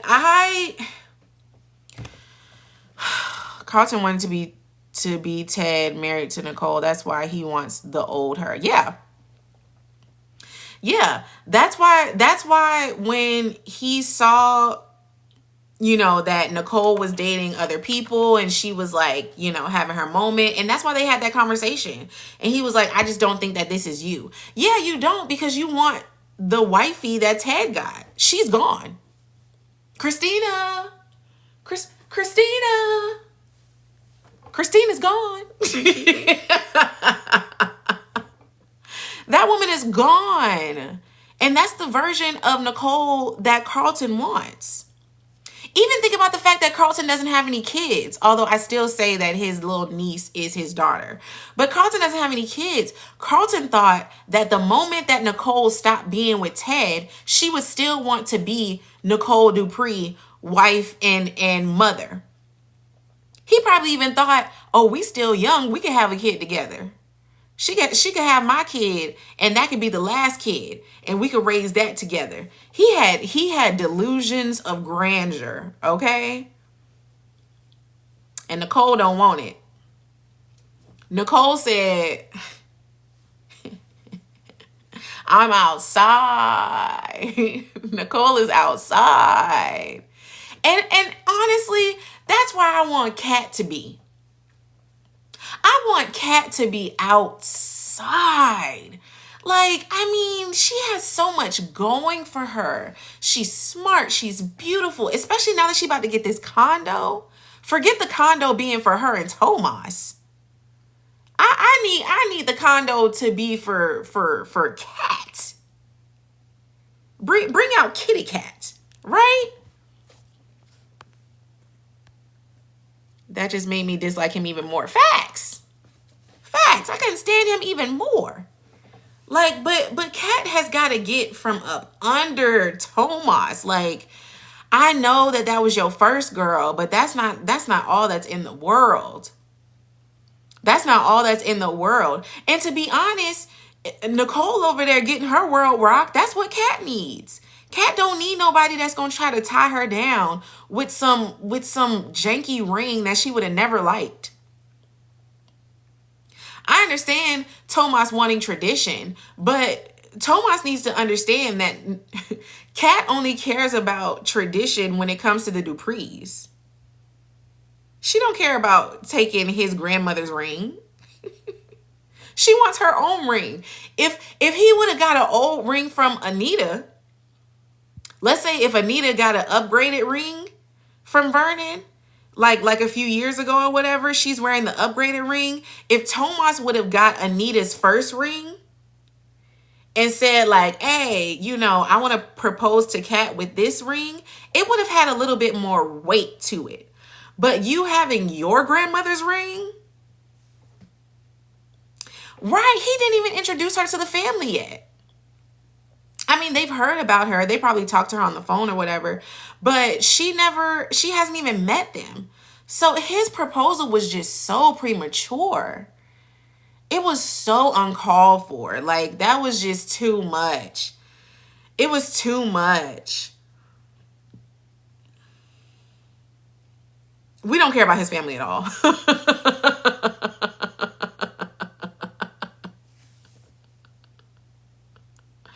Yeah, she would be a Navarro if they got married. Yeah, sure. But she'll always be a Dupree. That's what Tomas can't get through his brain. When Ted and Bill got with Danny and Nicole, they understood that they would be a Dupree first and a whatever second. They might as well have had their name hyphenated, because they'll always be a Dupree. They just happy to marry. They just happen to marry, and now that's their husband. But if Kat married Tomas, yeah, her last name would be Navarro, but she would still be a Dupree. Even with the fact that Kat is actually a Richardson, but she's still a Dupree. Like, you see what I'm saying here? The Dupree name will always be it. So him giving her a Navarro ring didn't mean nothing to her. It does say something, D. It does say something. Yeah, Bill used that name to get where he at now. Absolutely. Absolutely. And if Tomas would have played into that, maybe he would have gotten a little further. But Tomas trying to be this traditional guy, and I do appreciate him saying that he want to be the one to at least pay 50% of the bills, because Kat is bugging. Kat over there trying to play sugar mama to Tomas, and it's an absolute no. Okay? Her talking about, well, you don't have to, I can buy the condo. Girl, we know you rich, but that don't mean nothing. That don't mean nothing. Make that man pay bills. What are we talking about here? Like, both Ted and Nicole was like, hold on, girl. We're not playing the sugar mama role. That's not happening. I'm gonna need for you to reel that back in. If y'all gonna live together, of course he's paying bills. What are we talking about? And she's quick to throw her money at him. When he was planning on leaving Bill's firm and he had to buy into being partner with the new firm that he was going to go to, and she was like, oh, I'll give you the money. You'll do what? What? Excuse me? I mean, you could buy in. You could always invest in your significant other for sure. But she could have went half. Like, why she trying to be Tomas sugar mama? Right, it's goofy. Oh, you right, Angel. You right, Angel. She's young. Oh, is she just 23? Maybe 25. Still young, for sure. But she needs to date more. Yeah, Shelly. She needs someone that's already in her world. Absolutely. Absolutely. Like, it's too much. Didn't Tomas see Haley putting the stuff in his... I don't think so. Tomas would have said something immediately. He wants Bill's approval to no end. Okay? He's itching to be Bill's number one bestie.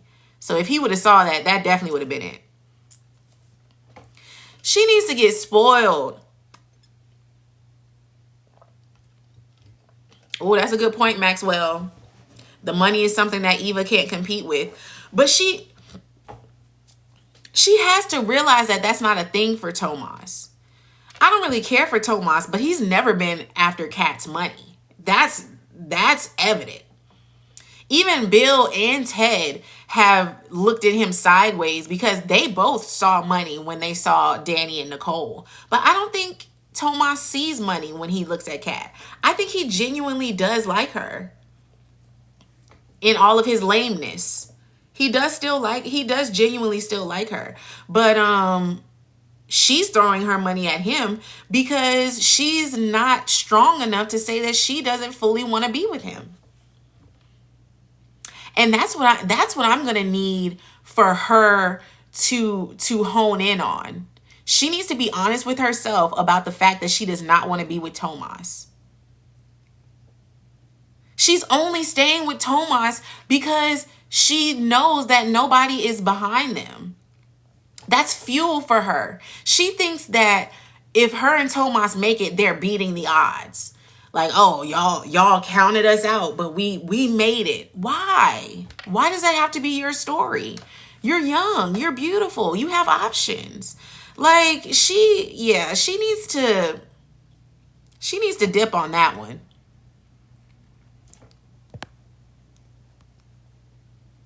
Yeah, Ted had money when he met Nicole, but he ain't got big money. He ain't got Dupree money. And he ain't got Dupree stature. So it was still, money signs in his eyes when he met Nicole. Now he was definitely, it was further down because he was already a doctor when they met. But I do think that he realized the stature that she comes from and how that would be helpful for him as well. Even with the fact of him being his business, doing most of their work with Garland, that wouldn't be a thing if he wasn't married to Nicole. They wouldn't have had that much leeway into Garland if it wasn't for him being married to Nicole. They could have used any plastic surgeons to work in Garland. And even the fact that they can partner with Garland and still be under their own practice, that's having stature. The fact that they're not employed by Garland, but they work with Garland, like that's stature right there. And that's from him being able to use the Dupree name. When Kat didn't want to move in the first time, Tomas know it was something up with Kat. Yeah. And yet he still proposed. She didn't want to live with you. And then when she said that she was going to move out from the Grands, she went back to him and said, oh, we should move in together. And he still was like, no. Because he knows. He knows. They both just need to bite the bullet and break up. Tomas is her first everything, so it will just take a minute for Kat to move on, but she will. I hope so. I definitely think she's going to have to run into another man, though. She's going to have to feel something for someone else in order for the Tomas thing to fall off. Because it took so much to get where she is now with Tomas, which is not that far. But it took her a while to get there. So it's going to take someone else to break the rose-colored glasses of her for her to be done with Tomas. That's the only way. Okay, all them fine firemen that was at Derek's memorial, like, come on. She needs a man. She needs a man. Low-key, I wanted her with Isaiah, but now that Isaiah and Eva are together, I'm not breaking that up. I know y'all really say that I'm on the Eva hate train if I said that, and I'm not. I like Eva and Isaiah together. But where's Luke? There, once again, bring Luke to the front, okay? Luke could be her man. Now, I know Luke is in law enforcement, so that may be a little strict for her, but she needs something. She needs something. Right. Why is your username your full number? What's that about? Baby, ain't no way I would have moved out my grandparents' house with my own wing of the house. Exactly. I said, why is Kat moving out? She's all over the place.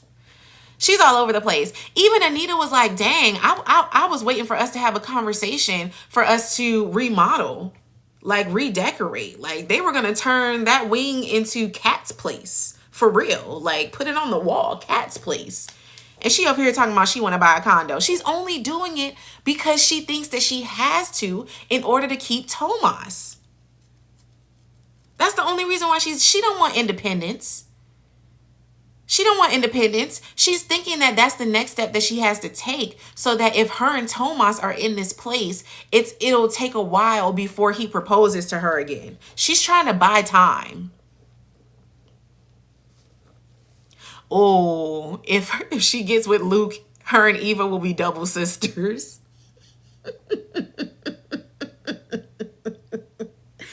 Now that would be funny. And then she would find a new way to get at Eva because her and Darlene would be cool because Darlene loves the Duprees and Darlene loves Nicole. So that'll be a one-up for Kat because Darlene can't stand Leslie.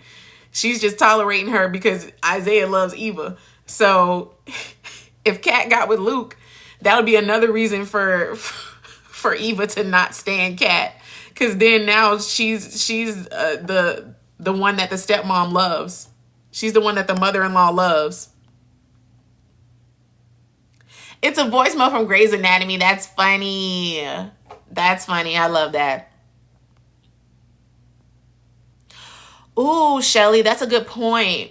That's a good point. She sees Chelsea in this deep relationship, so she doesn't want to be left out. I see that. I definitely see that. And she wanted to prevent Tomas from running to Eva. Absolutely.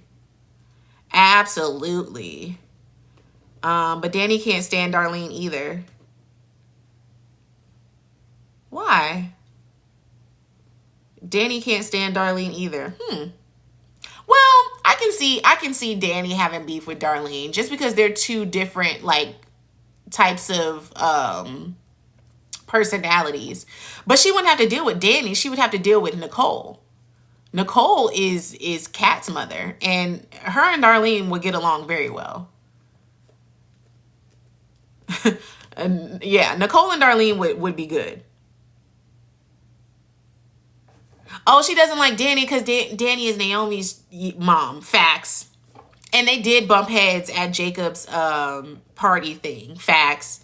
But she likes Nicole. She likes the Duprees. But I mean, either way, Darlene is always gonna put her boys above anybody. Darlene is always gonna be a boy mom. So that's never gonna go down. But she'll definitely tolerate Kat more than Eva.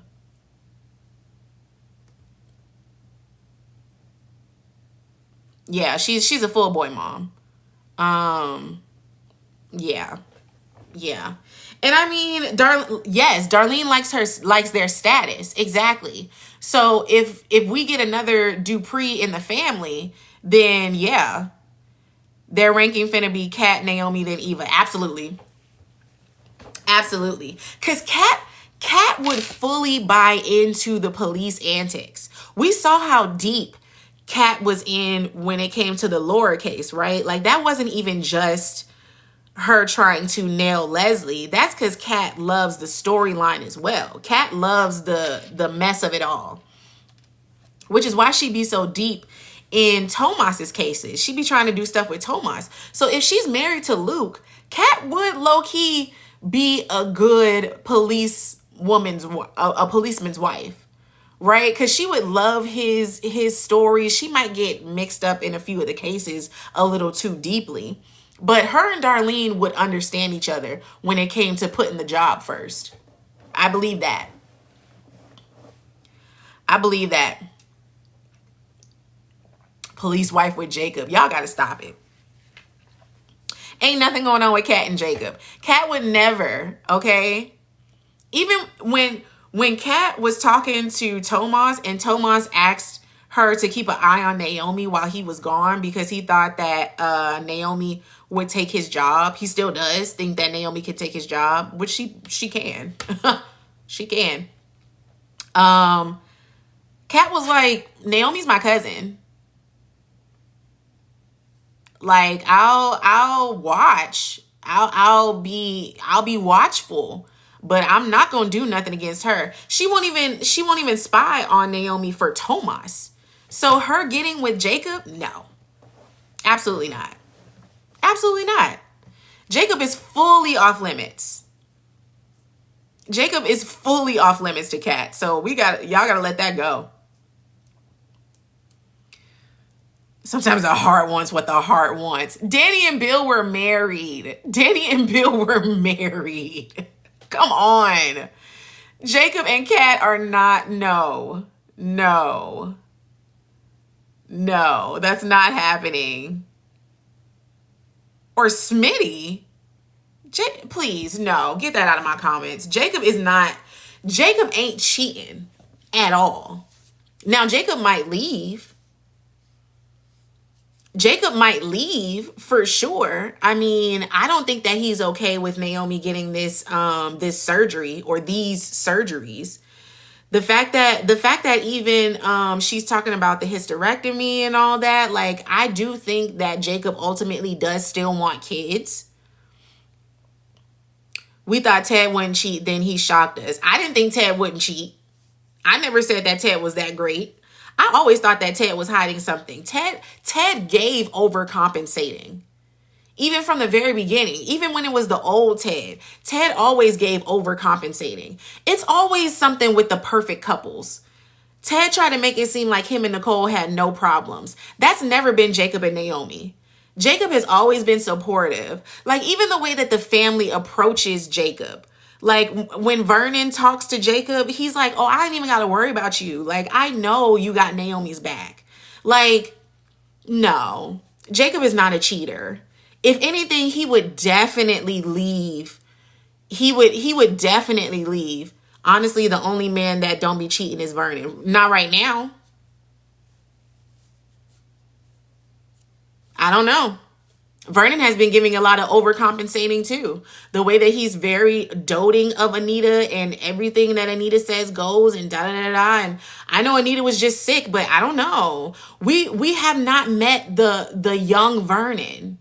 Remember, Vernon was an activist even before he was a politician. When he met Anita, he was on top of the world. I don't know. We don't have a full backstory on Vernon.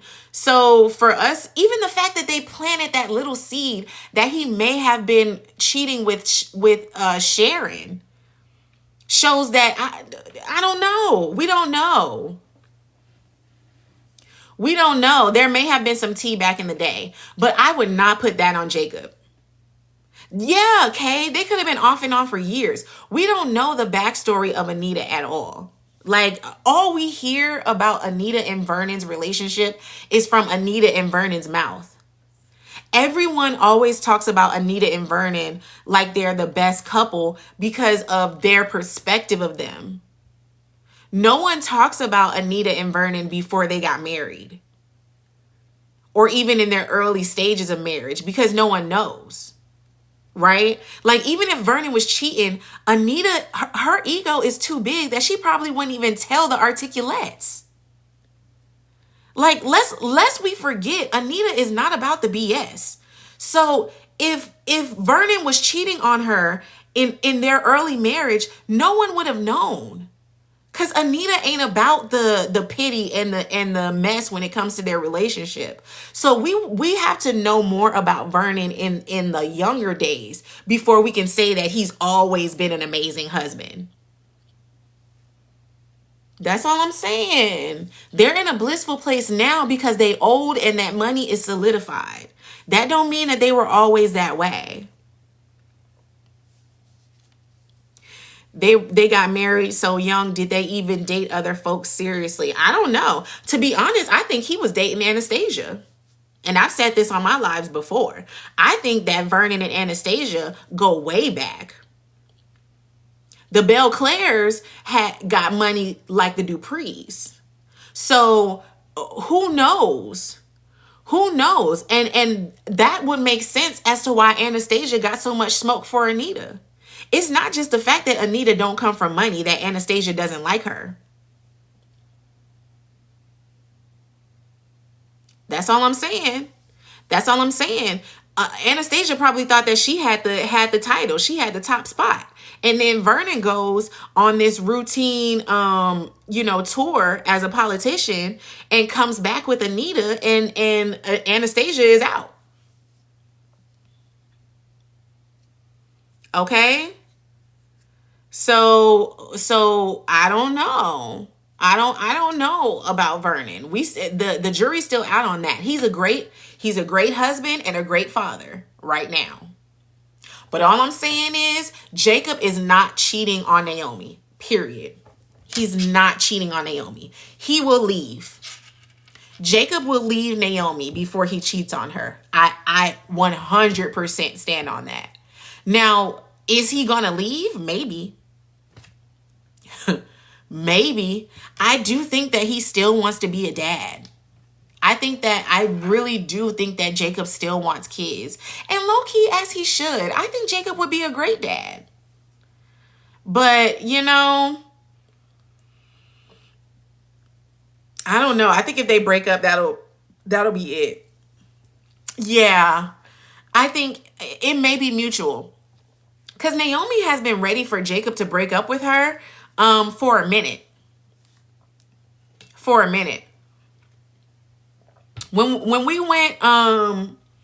they went through that whole mess the first time of Naomi reiterating the fact that she didn't want kids. Because let's not forget, she's been telling Jacob that she didn't want kids since they were dating. She kept telling him that. She was like, yo, I've been saying that I didn't want kids since day one. So you thinking that we were going to get married and that was going to change is on you. They already went through that rough patch. And I low-key thought that was going to be the end then. But Jacob, you know, Mr. Devoted husband, said, no, I want us to work this out. If it's just going to be you and I, then that's fine. But him saying that in front of Dr. Monica when they were in that meeting felt very fickle. It felt like he didn't mean that. Like that was not a thing. And I don't know. Wait, Dad, did I miss a question? What did Sharon ask? What if Vernon is Leslie's father? Girl, that video is pinned on my page. Vernon is not Leslie's father. Dante Green is. Dante Green is Leslie's father. Okay? The manager that was over the Articulates. He was the one that got with Anita and told Anita that she needed to go solo. He was the one that told Anita that she should be the lead and Barbara shouldn't be in the group anymore. It was definitely, Leslie is Dante's kid. Whoa, even the same name, Dante Dana. I never thought of that, Shelly. That's good. I never thought of that. Dante Dana. I never thought of that because I always think of Leslie as Leslie. You're right. Dante Dana. Yeah. Dante Green is Leslie's father. And that's why they need to bring Leslie to the front. That's why they need to bring Dante to the front. They keep on giving us characters that we never asked for. I don't care about Noah. I don't care about Noah. I want Dante. Bring Dante Green. Okay? Now, if Leslie and Eva get into that Dante Green money, then they'll have some real money. Facts. And let me show you another end of Dante coming in, right? Because they keep missing the point where he needs to come in. Now that the Articulates are about to record an album with Barbara's vocals, okay? They're about to film a whole album. They're about to record a whole album with Barbara's original vocals in it. That's definitely going to bring Leslie in because Leslie wants to be a part of Barbara's legacy so bad. So that's going to bring Leslie in, but that's going to bring Dante in because when I think of Dante, I think of like, well, of course, Curtis from Dreamgirls, but I also think of like Ike, right? From Ike and Tina. Like Dante is going to come out and be like, hey, those vocals belong to me. I have the rights over Barbara's vocals. When Barbara recorded those vocals, I was the one that was the manager of the group. So if you're going to use those vocals, you got to pay me. Right? Because Dante probably ain't got no money right now. We all know the manager is always the one that falls without the money. So Dante ain't got no money. So when he hears that they're going to use the Articulates are making new music, and two, they're going to use Barbara's original vocals. Yeah. That bring Dante Green to the front. Okay. This is the time. And it's interesting that Leslie is yet to ask about her daddy because she don't care. Leslie cares about that money. As long as them checks keep clearing, she's going to be Barbara's daughter, period. Even all those times when she tries to say, oh, well, I wish I knew about my mom and I never got to spend time with my mom, da-da-da-da. She don't care. She don't care about Barbara. She care about them checks clearing. Okay? Now, if Dante comes into the scene, she's going to be curious. She's going to be curious because, yeah, now she finally has somebody that really knows the story. So, yeah, because Peaches only told her side. Peaches act like she didn't know what was really going on. Although I do believe that Peaches knows more than she says. But, we need Dante. We need Dante for sure.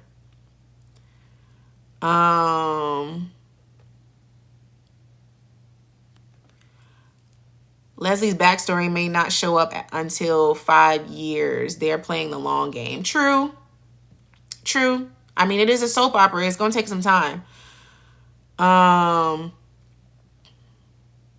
Yeah, Dante could have been in the audience for the concert. Absolutely. That would have been a good time too. But I think Dante has already had a conversation with Anita when it came to the Articulates, especially when she went solo, telling him that he no longer has any hold on her and or the Articulates. So I think them bringing back Barbara's original vocals is what will bring him out. Because now he has another way to get to the money. Because it's always about the money. He don't care about them. But him having the rights to Barbara's original vocals is what's going to bring him back. You know? That's what I'm thinking. I wonder why Eva isn't interested in the Barbara stuff at all. Like, why has she never asked anyone? I think Eva understands that Leslie is complicated. And I don't think Eva wants to push the situation if Leslie is not. Right? Like, Eva's just always going to follow Leslie's lead.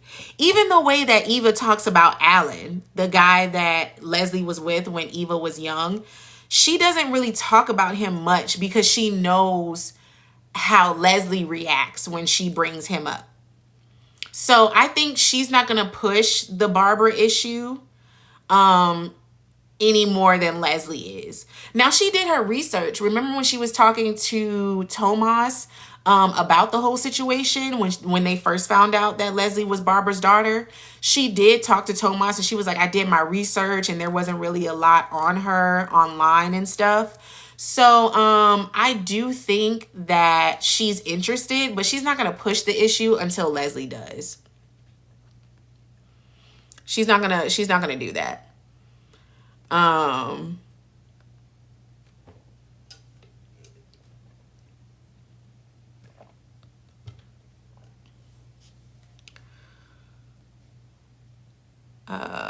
She probably don't bring it up because she know Leslie. Ooh, you think Leslie took Alan out?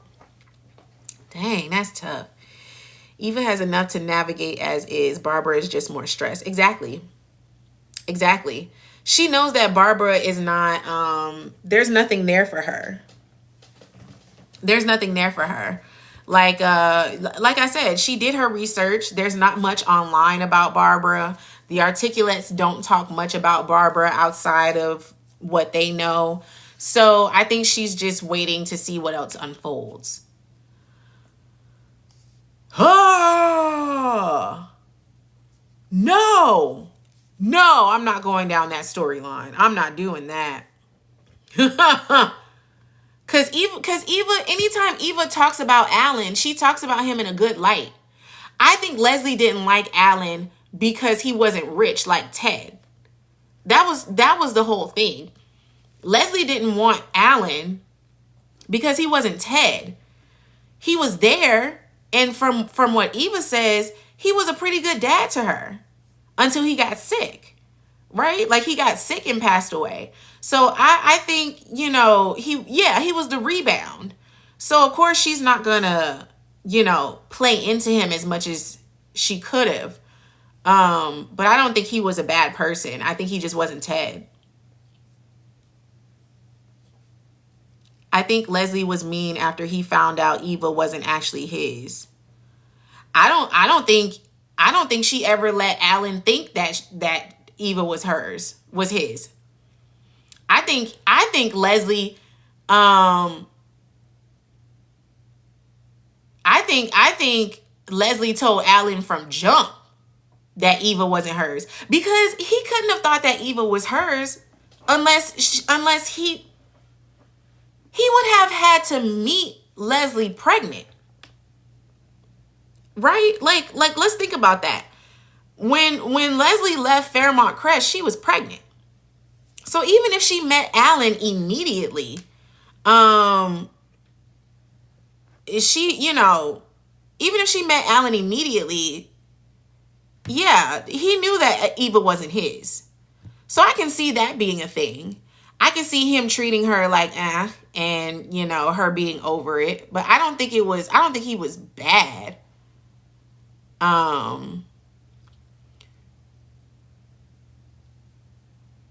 Well, Eva told, okay, now we're doing different storylines.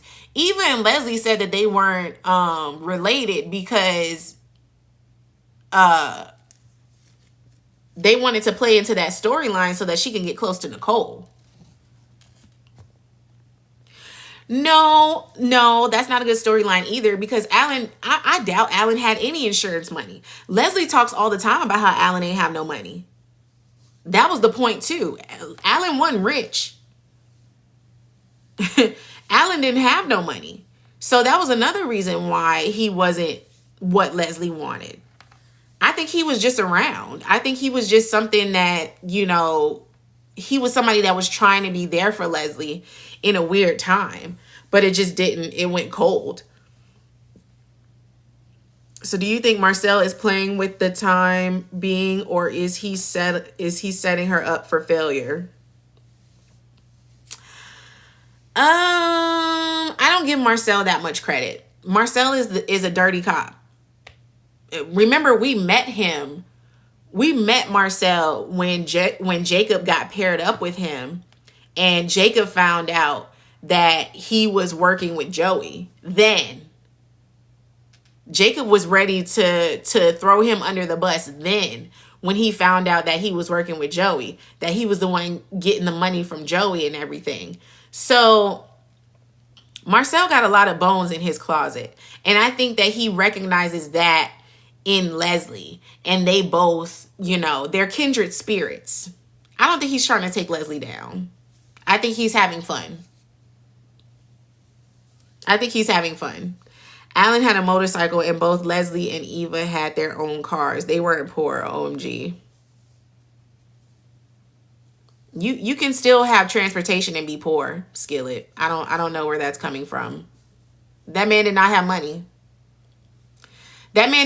money. Leslie talks all the time about how she wanted to give Eva all these things and couldn't. What are we talking about? When Eva was in the hospital, she was constantly talking about how all these things that she couldn't give Eva. When Eva was talking to Ted and she was like, and Ted was like, oh, well, what hobbies did you like as a kid? And she was like, well, I liked ice skating, but mom couldn't afford the skates. What are we talking about here? He did not have the money that she wanted. Now they had a roof over their head, like they weren't homeless. But he didn't have the money that Leslie wanted. That's what I'm talking about. He didn't have Ted money. Leslie wanted Ted money.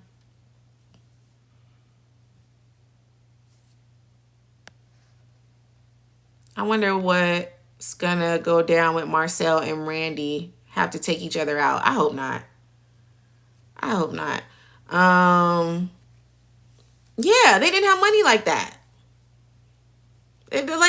Yeah. That's why Eva, even think about when Eva was talking about on the interview when she was on live with Chelsea, and she was saying, oh, a lot of people don't want to donate because they see themselves as parts, which was interesting because nobody saw a cat like that when they were forcing her to donate, but I digress. But yeah, they were not living the lavish life until Ted came back into the picture. And we already know that Ted was love bombing Leslie, Dana, when he was creeping around with Dana. So he probably showed her the lavish life for a while. He probably showed Leslie the lavish life to where she thought that's what she was going to get. And then she didn't get that. So when Alan couldn't provide that for her, he was obviously seen as less than, but he was there. We know that Leslie, she always want a man. She ain't trying to be by herself. So, hey.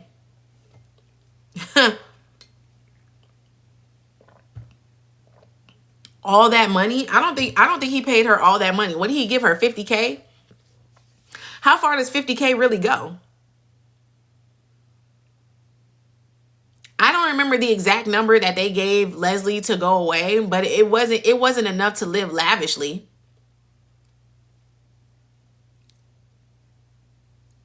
He paid her 50K 2 times when she came back into season 1. Yeah, but at that point, it wasn't even about the money. And Eva was already grown. When he gave her that 50K twice in season 1, Eva was already grown. She literally, yeah, she spent all the, and she spent that. She straight up spent that. Remember, that's why Eva had to go to Ted and ask for more money. Because she spent that on everything. Oh, come on, Maxwell. You know 50K is not enough to raise a child. How long would 50K really go? If you give a woman 50K when she's pregnant and see how far that goes with the kid, that's going to be spent by the time the kid is 2. And I'm being generous. I'm being generous. If that's paying for, because we already know Leslie didn't want to work. It's not like Leslie put that up in an account and she just used that for bills or whatever. She spent that. I can't believe the Leslie we know waited that long to get what she even deserved. She did. She didn't wait. She didn't wait. I think she tried to find it in other people. I think she tried to find the money in other people for sure. But y'all got to be real. Y'all got to be real. If 50K is not that much to live lavish, to live fully. How far can 50K really stretch? If she was in an apartment, if she's in a dirty apartment paying $100 a month, which is very not really, no. But 50K for Eva's whole life? Come on, that wasn't enough. Her and Eva were not living lavishly at all. Even when Alan was there. And then when Alan passed away, it got worse. Thank you, Angel. 50K is not a lot to be raising a kid. No. 50K is not a lot. She wasn't working. She was barely working. Eva, yeah. That's lasting a year or two. Exactly. When they came back to Fairmont Crest, Eva is in her early 20s. And then Alan got sick. Alan was sick for a while. So there was a time when even Alan wasn't working. And I'm sure Leslie had to work to pay all the bills. They went through it. Like they went through it. Like, what are we talking about?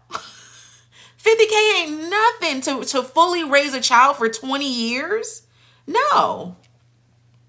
And we see that Leslie ain't got the smarts when it comes to finances, because yeah, when he gave her that 50K to second go away in season 1, when she came back and he tried to make her go away, she spent that immediately. That's why she told Eva to ask him for the money, because she spent it. This was before she started getting the checks for the Barbara estate. So yeah. Yeah, no. She wanted the lavish lifestyle. She wanted the lavish lifestyle. And that's what Ted dangled over her when she was his mistress. So Alan couldn't give her that. So he wasn't enough. So she probably didn't even respect him. We know how spicy Leslie can get. She probably was cutting him down every chance she got. No, Leslie doesn't get checks from the clinic. She pays the clinic. The clinic, it's a free clinic. So she's paying that out of pocket. Remember, she said that from the beginning, that the clinic is already bleeding her, right? Everyone's a volunteer, but she still has to pay for management. She was paying, right. Anyone who makes 50K a year knows how long it would last. Exactly. And if you're making under it, like a lot of us, if you're making under 50K, you know how short that stretches. You know? So, yeah, she's not good with money. She's not good with money. You know? So, yeah, like she definitely went through it when Eva was young. You know? So, yeah, that whole Alan thing, yeah, she's not with it. She's not with it for sure. Let's see. It's almost midnight, y'all. I'll talk about one more thing before I dip.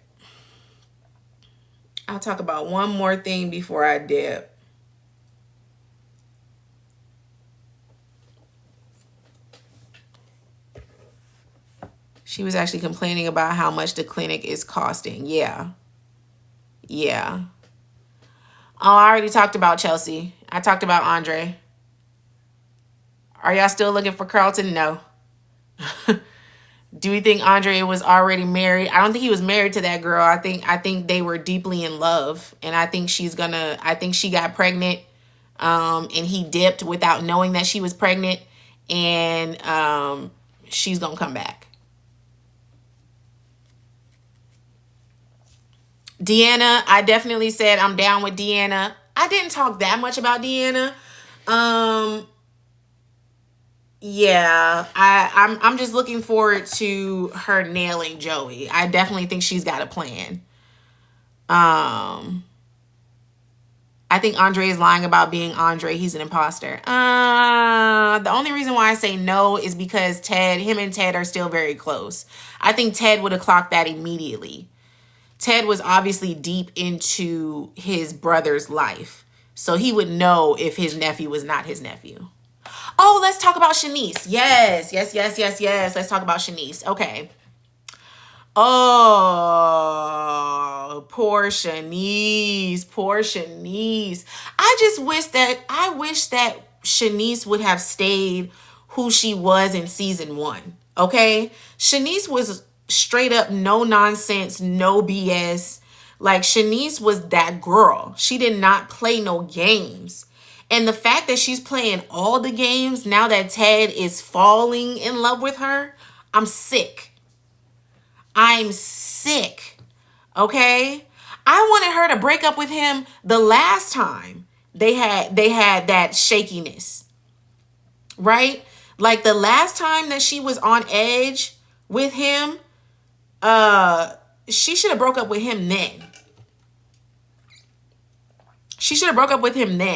But she's really getting on my nerves. The way that she was jealous of Nicole and Leslie when they were all in the hospital. Every time that Ted hugged Leslie or, Nicole comforted Ted when both Eva and Kat were in the hospital, she was just ready to crumble. Like, girl. Exactly. Where was the Shanice that was with Derek? She didn't give Derek no leeway. Like, it's crazy how she is so insecure with Ted. And she's better than Ted. Money aside, she's better than Ted. She's smart. She's beautiful. She's got everything going for her. Like, no, she could do so much better. And her aunt is an op for telling Ted that he needs to bring it down. When she told Ted that he was doing too much and he needs to calm it down, and his answer to that was having a candlelit dinner in his office with Orphe Jeans, bump that. My girl needs to be wined and dined. We're not going to do that. We already had a moment where Shanice was a bit unsure of going to the club. When Ted took her to the club for dinner, she was a little hesitant there, but she got through it. She snapped back at Anastasia, and she had a great dinner. Like, Even then she was like, oh, I feel like Cinderella. Like, and she straight up told Ted then, don't be giving me champagne dreams and not keeping me here. You're setting the bar high. Keep me here.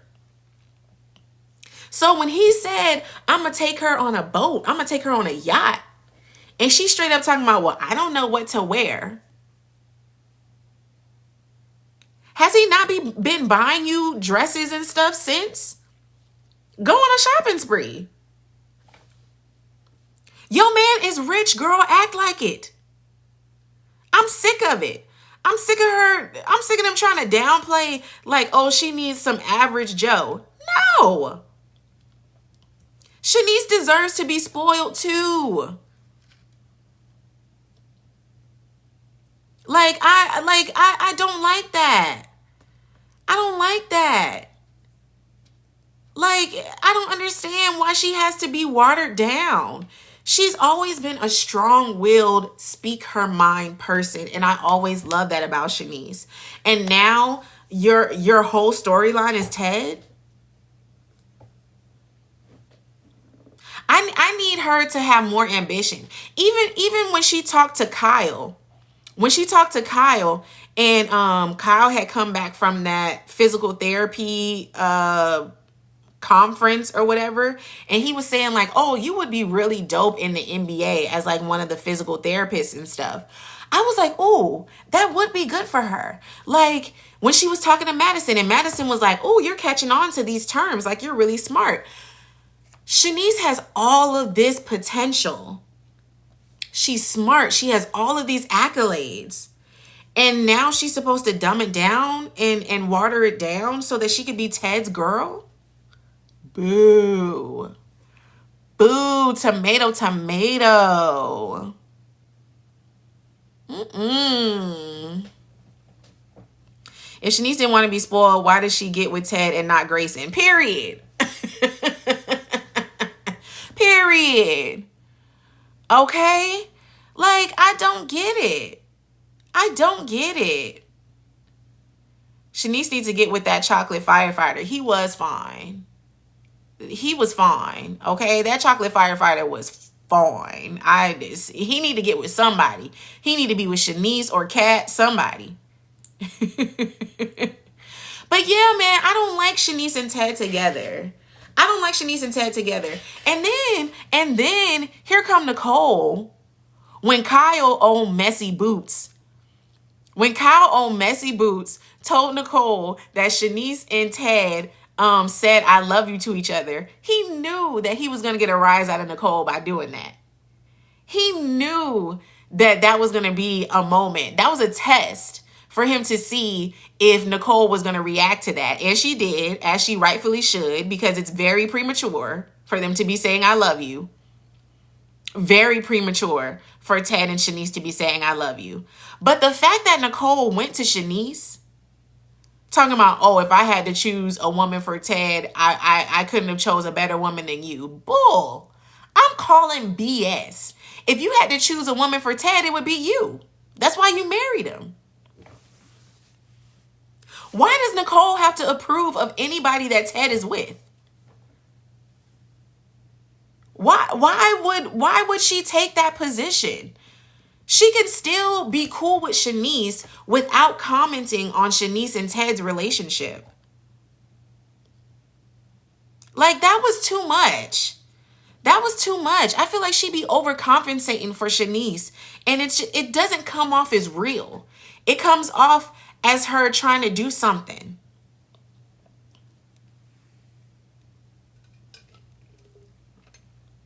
Exactly. Why she got to be in their business? She's the one that divorced him. She's the one that divorced him. And the sad part about it is, if Nicole went to Ted today and said, I want you back, he would drop Shanice like a hot potato. Nicole knows it, and so does Ted. And that's why she act like that. That's why Nicole acts like that. Because she knows that the moment she goes to Ted and says, hey, I'm done with the shenanigans, I want you back, he will be right back.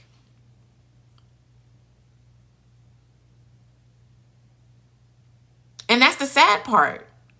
And that's the sad part about it all. It's just at least Bill and Danny, no, I'm not even gonna say that. I'm not gonna compare them. But Ted and Nicole need to be real about their feelings. Even the fact that Nicole stopped herself from telling Ted that she was having, spicy thoughts about him because she saw him with Shanice.